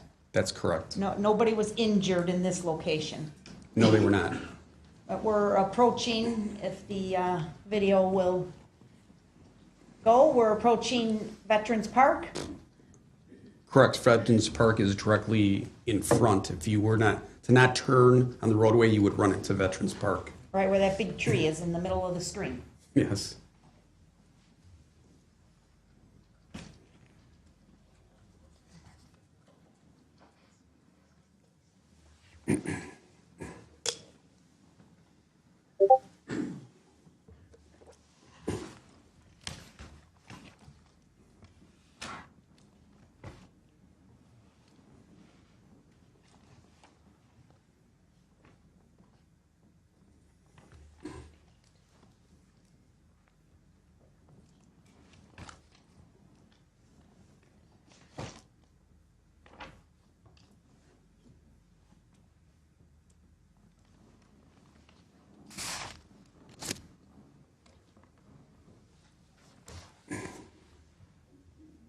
All right, and I'm impatient, so I'm gonna have you describe for us as we turn the bend, what's the significance of this area, sir?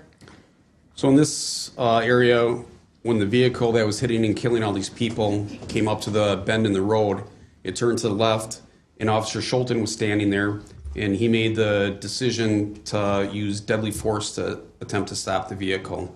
Okay, and that's this intersection here that we're seeing where the two squad cars are parked? Yes, it is. This is the area where Officer Schulten was standing when he fired at the defendant's vehicle? Yes, it is. All right, we can go ahead and stop it at the 8:01 mark, please.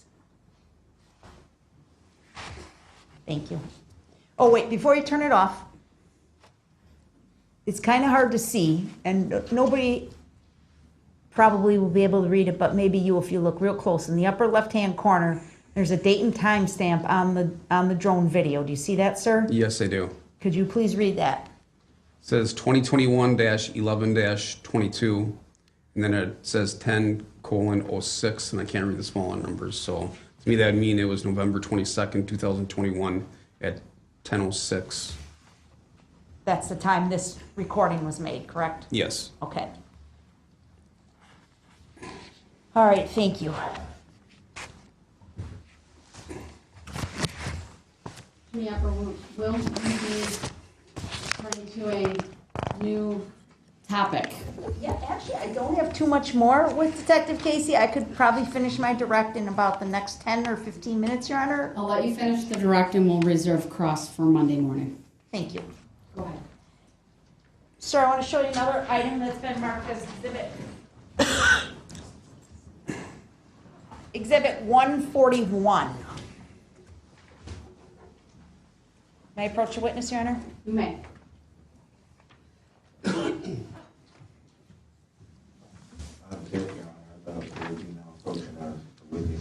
made a few exceptions to that, sir.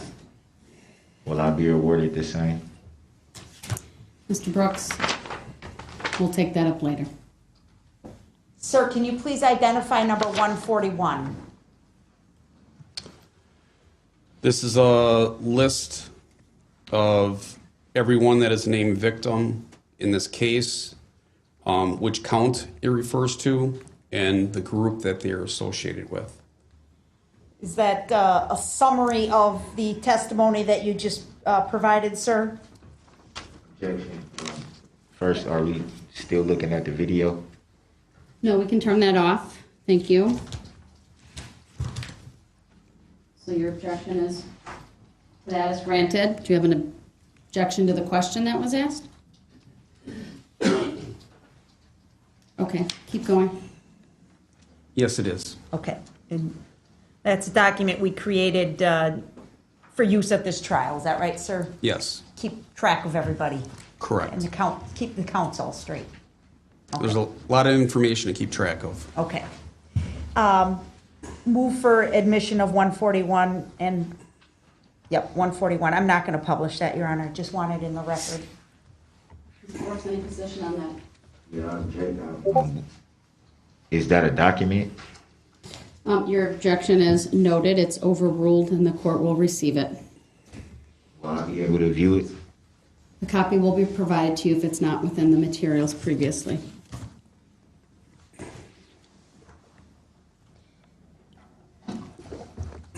Now, Detective Casey, I would like to return back to your post on White Rock Avenue and Main Street on November 21 of 2021. And do you remember something happening around 4:35 p.m. that afternoon, sir? Yes, I do. What do you remember? It was a normal day. It was windy out. It was cold. A little bit after 4 p.m., I heard on Channel 1, which is a primary channel that our road squads use. First, I heard a reserve officer call out that he was out with two people, and they reported that there was a fight down by the boat launch. Okay. Did that draw your attention for any reason? It was just a little bit north of my location, and I just wanted to make sure that I was aware in case somebody came my direction. Okay. But you didn't leave your post? I did not. Okay. What do you remember happening next, sir? They dispatched a number of squads there to attempt to locate this incident. What did you do? I started just paying a little bit more attention. I stood up. I started looking in that direction just to try to be aware in case somebody came my way. Okay. At some point, did you hear a radio transmission from Sergeant Warner? I am aware of the transmission, but I did not hear it that day. Okay. How did you become alerted to a problem? It was about 4:37 p.m. I was standing up. I was sort of in the diagonal part of the intersection, and I heard a horn blaring, beep, beep, beep, beep, and that sort of like alerted me, trying to figure out what was going on White Rock in the staging area. So I started to look up that way. Okay. What did you see? At first, I didn't see anything, and then a few seconds later, I saw the people in the staging area start to spread apart. And within seconds, a red Ford Escape appeared to come through where the staging area was. You saw this with your own eyes? Yes, I did. And did you see where the red Ford Escape went? Yes, I did. Where did it go? Well, first it was coming down southbound. There was a vehicle that was stopped at the intersection in the lane that was supposed to turn to the left that was part of the parade.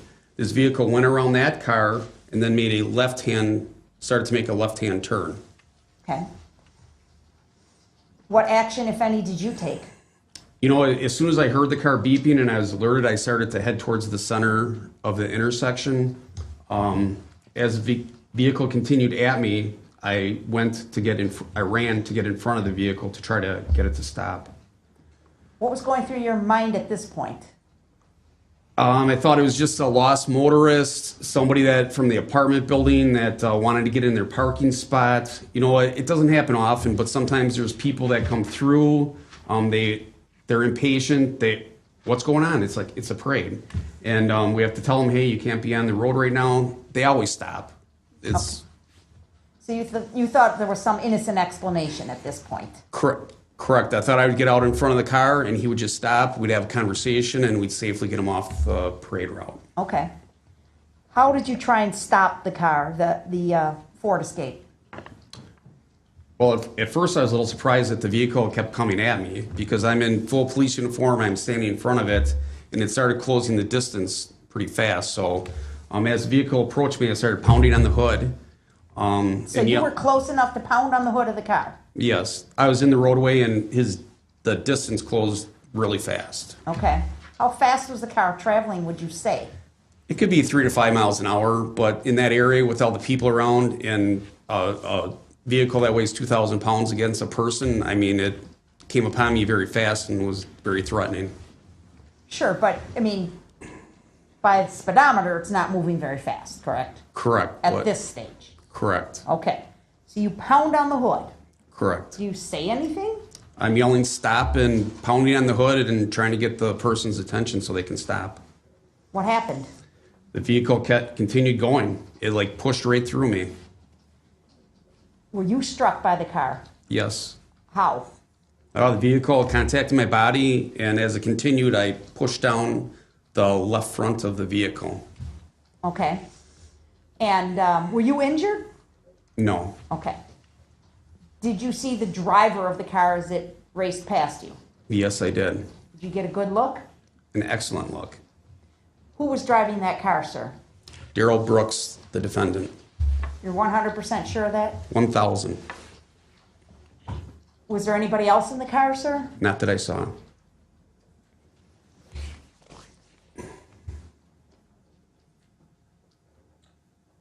I'd like to show you an item that's been marked as exhibit number 8, please.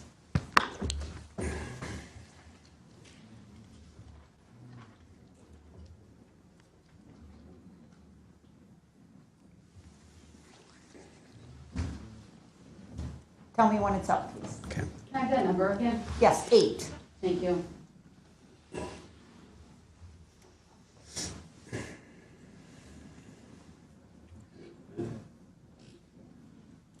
It is up.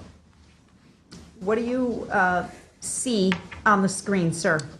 So this is a camera from Randy's Imports, which would be on the southwest corner of where I was located at. There's a number of cars in the parking lot, and on the north side, you can see West Main Street, and there's a number of people that are on the sides of the roads that were spectators in the parade, and then there's people that were actually marching in the parade that you can see they have red shirts on. You've seen this video clip before, sir? Yes, I have. Do you believe it's a true and accurate representation of the events of November 21, 2021? Absolutely. And this clip is about 28 seconds long, is that right? Yes. Move to admit and permission to publish number 8. Mr. Brooks, any position on that? Relevancy. Is that an objection? Yes, Your Honor. Your objection's noted, it's overruled. Exhibit 8 is received, permission to publish is granted.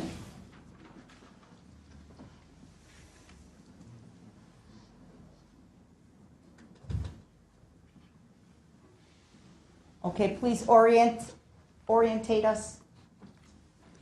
So this is the south right here. This would be looking to the north, and White Rock Avenue is in this area here.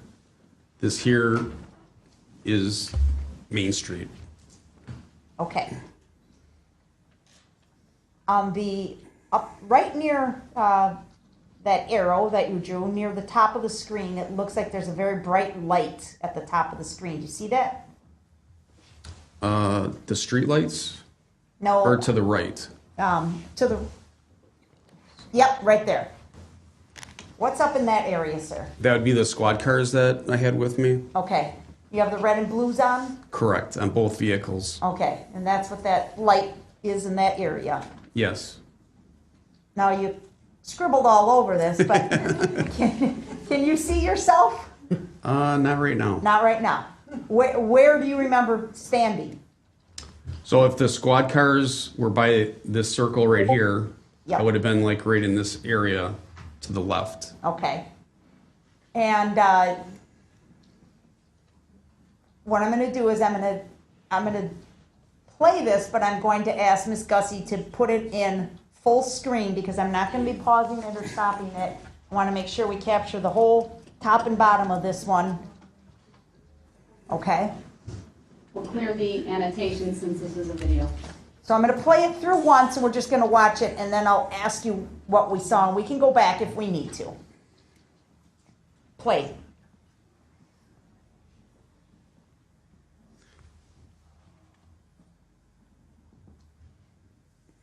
Do you want me to talk while it's going on or after? No, because I can't see the counter, so.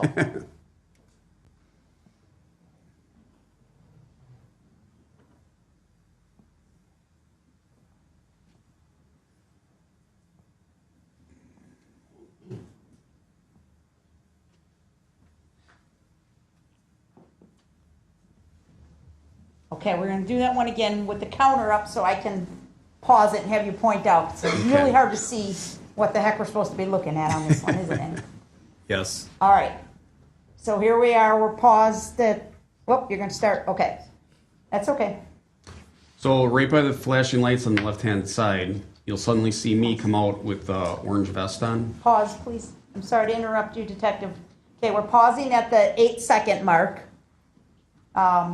Show us, circle where the jury's supposed to be looking right now. And what are we going to see up there? You should see me walk from the right-hand side to the left-hand side, slow speed at first and then speeding up towards the end.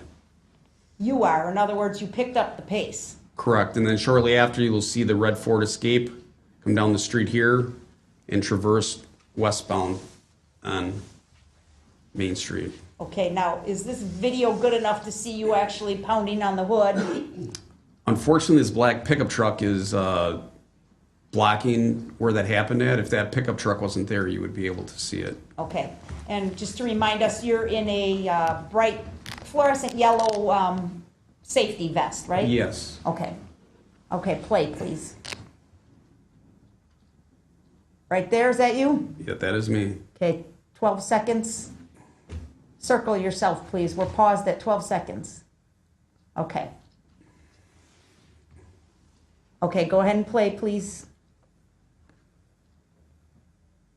There's the red SUV. Correct. Okay.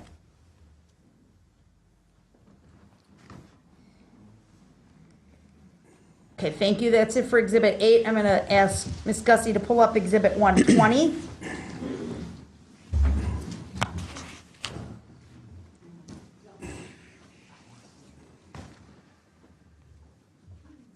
Tell me when it's on the screen, please, sir.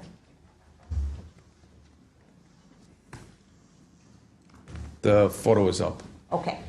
Have you seen this photograph before, sir? Yes, I have. This is State's Exhibit 120. Do you believe this photograph is a true and accurate representation of the events of November 21, 2021? Yes, I do. You've seen this photograph before, sir? Yes, I have. Okay. Just tell the jury what it's a picture of. It's a picture of the Ford Escape that was involved in this incident, and Darrell Brooks, the defendant, driving the vehicle. Okay. Move to admit 120 and permission to publish. Object. Your objection is noted. It's overruled. Exhibit 120 is received. Permission to publish is granted. Consent consent to being called that name or defendant. Your objections noted.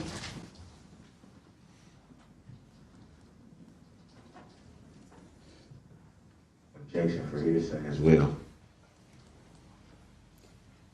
Overruled.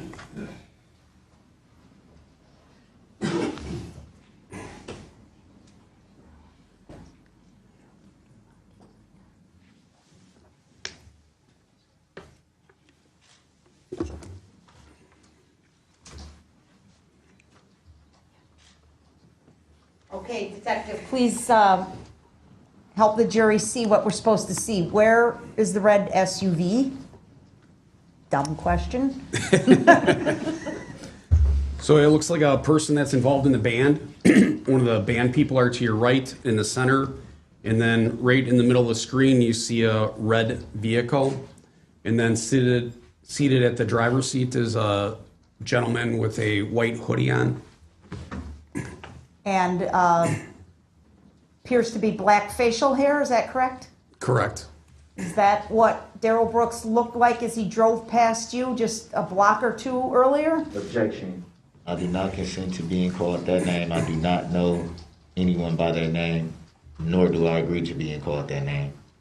And it's hearsay. It's not hearsay. Your objection's overruled. You may answer, Detective. Yes, that's the defendant, Darrell Brooks, the person that drove past me and didn't stop when I tried to stop the vehicle. Is that how he looked as he drove past you? Yes, it is. With the hood up? To be honest with you, I don't remember the hood up when he went past me. It happened very fast. I could only see the outline of his face. I know some people later on say that they saw him with hair. When I saw the pictures with his hoodie up, it explained to me why I did not see his hair. Okay. All right. Just let me consult here 1 second. I think I'm done for right now, Your Honor.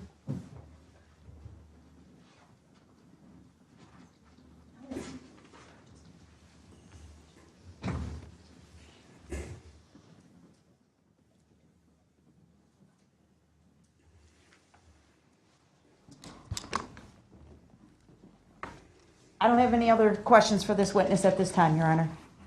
Right, Mr. Brooks, I will give you an opportunity to cross-examine, but that will be Monday morning since it is 4:41. Now 4:42. We've had a long week for the jurors and a couple of long nights, so I'm going to break now. I do need to read through an instruction. May Detective Casey step down? He may step down. Thank you.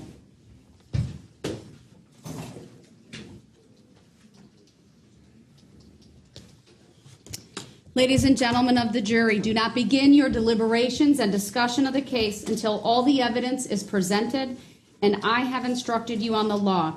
Do not discuss this case among yourselves or with anyone else until your final deliberations in the jury room.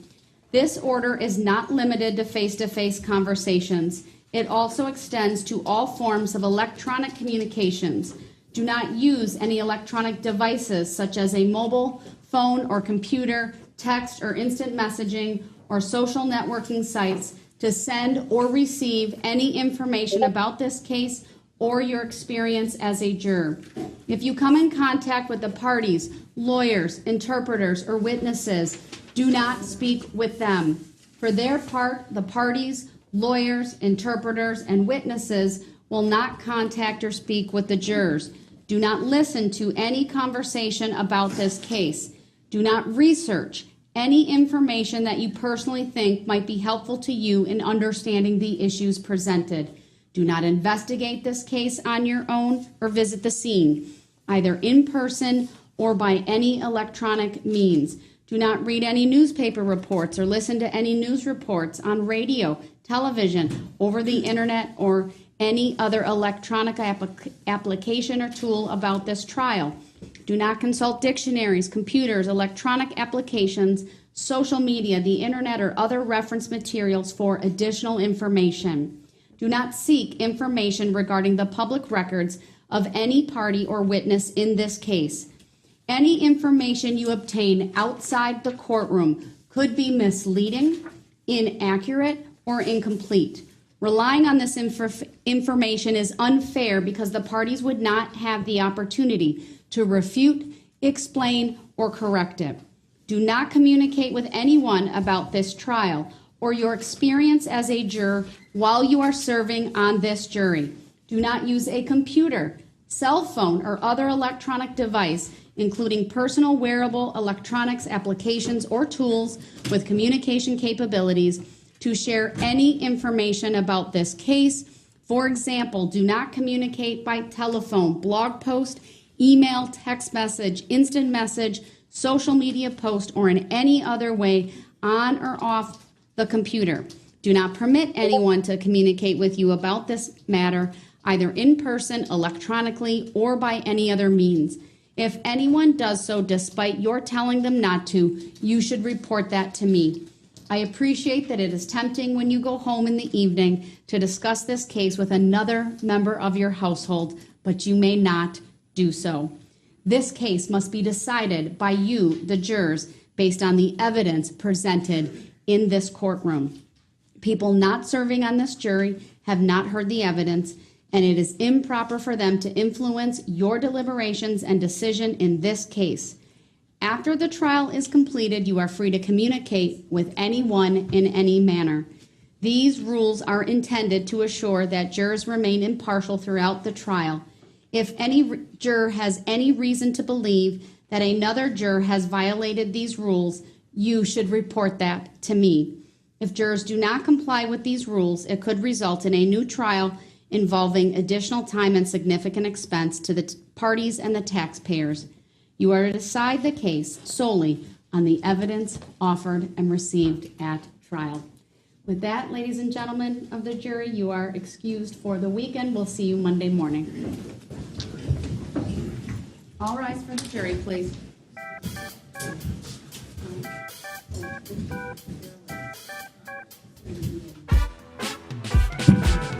They're excused for the weekend. Darrell Brooks is going back to the pen. He's gonna drop the soap. And you know that's probably true. He looks like the kind of guy that would drop the soap. What the fuck? Darrell Brooks is such a fuck. No one likes Darrell Brooks. He's a murdering piece of shit. Fuck you, Darrell. Like, seriously. Fuck you.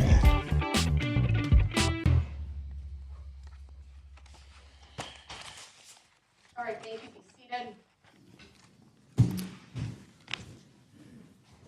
Record to reflect that the state has provided to the clerk Exhibit 120. That's 141. Sorry, 141. You look back a page. 141. That's the summary exhibit. You are that the so court right, Cindy. You are admitted. so right. I'm going to talk about that after. Pursuant to Section 910.06 of the Wisconsin statutes. A copy of that exhibit will be provided to Mr. Brooks right now, and that's being handed to him by Deputy District Attorney Leslie Basie. All right, anything else we need to address before we conclude for the weekend from the state?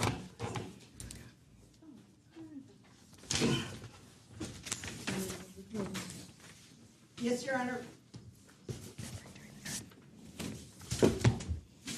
Your Honor, the state is excusing from its subpoenas, with the court's permission, please, Officer Phillips, Kyle Edwards, and Holly Berg. Have you received any of the subpoena forms from Mr. Brooks related to any of these witnesses to assist with? Oh, I'm sorry. I apologize because I was speaking with Ms. Basie. So she also reminded me that you were going to rule later as to Detective Guth and Erica Patterson. So we do not intend to recall these individuals. We would seek to release them from our subpoenas if they are on Mr. Brooks' witness list, which he has due on Monday, and he wants them subpoenaed. We would make arrangements to have them return. I guess the question is the exclusion order. Maybe we should wait to see his witness list on Monday. Let's wait to see the witness list on Monday, please. That's your due date. So I expect that will be filed. And then I can take up the issue of releasing individuals from their subpoenas from the district attorney's office. And then, of course, I'll take up Monday morning the issue with Exhibit 6. Yes. All right, Mr. Brooks, anything from you at this time? I'm definitely gonna have the subpoenas. Like I said, I would need to, I guess, confer with how to properly get them done and filed in the right fashion.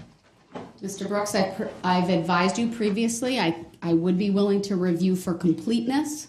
You need to get those to me in a timely fashion. Your witness list is due Monday, and so I expect those subpoenas to be brought with you first thing Monday morning so I can address with you and the state how any of those witnesses who are also listed on the state's witness list, we can address the logistics of that. If they're not on the state's witness list, that's a different situation, but the state has offered for any witnesses, and the state can correct me if I'm wrong, but it's my understanding you have offered for witnesses that are on the state's witness list, that if Mr. Brooks names them, and absent, I guess, any objection by you for some lawful reason, you would assist in getting those subpoenas to those individuals. Yes, and he wouldn't necessarily be limited to our list. We've offered, in addition to that, if there are relevant witnesses and it's reasonable to get them served, that is the southeastern Wisconsin area, we will assist in that, Your All Honor. right, thank you. That you brought that to my attention, and I didn't quite remember that. So get all your subpoenas together, get your witness list, and the state's offered some assistance in doing that. I do want to state that I previously touched on that whole topic, that was one of my concerns when I was compiling my witness list was I gonna be calling anybody that they already had on their list. If you recall, I stated that for the record. That was. You mean witnesses they actually call, or just witnesses who are on the list? Both. Well, if you want to question a witness and the witness is called by the state, that will be your opportunity to do that. Generally, that's how it's done. If you are asking to then have them recalled during your case in chief, we can take that up at a later point in time, but you got to have the subpoenas available, okay? Yeah, I follow that. I wanted it stated for the record that I had raised that issue because at that time, I still hadn't even gone through the entire witness list from the prosecution. It was 30 plus pages. That's a lot of names. I agree, Mr. Brooks. There's a lot of names, but I actually extended the filing deadlines. They all have come and passed, but I, obviously, in light of you representing yourself, I extended that, and have ordered that you file your witness list by Monday. So that's how we will address that. Do you have any other issues at this time? Yes, I do. The statement of particulars that hasn't been responded to by affidavit. The notice of special appearance hasn't been I responded direct to. your attention to the Barnaby decision, sir. The court's not going to be addressing that topic any further. So what about the subject matter jurisdiction? Sir, that's an argument that has been debunked repeatedly by the courts in the United States of America, all over the place. It is not recognized as any type of issue that a court needs to address. It is summarily denied. Can you show proof that it has no relevancy, Your Honor? I direct you to the Barnaby decision, sir. All right. Can you show proof of that, I'm sorry? Your Honor? Verified? Give them what? Can you show a verified affidavit of that? No. All right. Mr. Brooks, the hearing today is concluded. We'll see everyone back here on Monday at 8:30 a.m. We are in recess. Answer that question, Your Honor. That is. She's had enough. She is done. She's like, Fuck you, Mr. Brooks. That's what she's saying. And she's like, fuck you, Brooks. Like, seriously, get the fuck out of my courtroom. Get the fuck out of here. That's what she's saying. Yep. I wonder if they turned off the sound. We'd still hear it if the sound was on. But they cut off the sound before they even cut off the picture. It's crazy stuff. But someone in the chat, oh, Jim, by the way, I've seen a bunch of comments by Jimbo, Jim R on YouTube. I can't tell what you are or what you're doing. I don't think you're trying to look at this from from the perspective of a juror, because of your comments aren't reflecting that. Because if you watched what we watched thus far, especially with the character and the self-owning of Darrell Brooks so far, you would have to conclude that this fucker is guilty as shit, right? And if you haven't already come to that conclusion, then it's a good hard time for you to look in the mirror. And I'll be honest with you, Jim Bob Shitbird, you would need to take a good hard look in the mirror and realize you're a flawed individual. And when I say flawed, I mean mentally challenged. Because there is no way that anybody in their right mind feels that this dude is innocent based on the evidence presented thus far. And there hasn't even been that much. But there's no way that you feel he's innocent, especially when you saw the fucking picture of the truck with him inside it driving through. This guy, like, as much as we try to be neutral as shit, I don't like it when people make apologies for shitheads, murderers, children murderers, murderers of kids. Do you know what I mean? So there you go.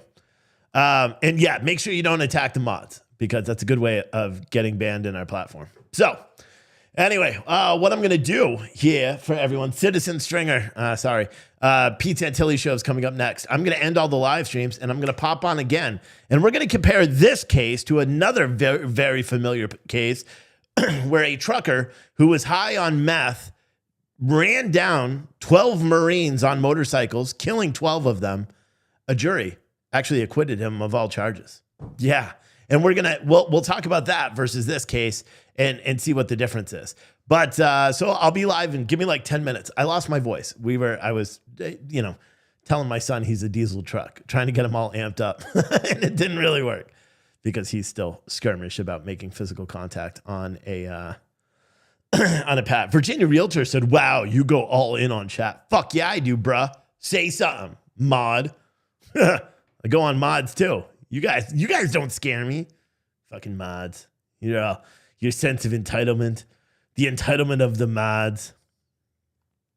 Anyway, so yeah, click the like button. I'll be live in like 5 minutes. I just got to change the titles and stuff, but we'll be live, and then I'll replay it at 9 o'clock on citizenstringer.tv. Okay? We'll see you in a few.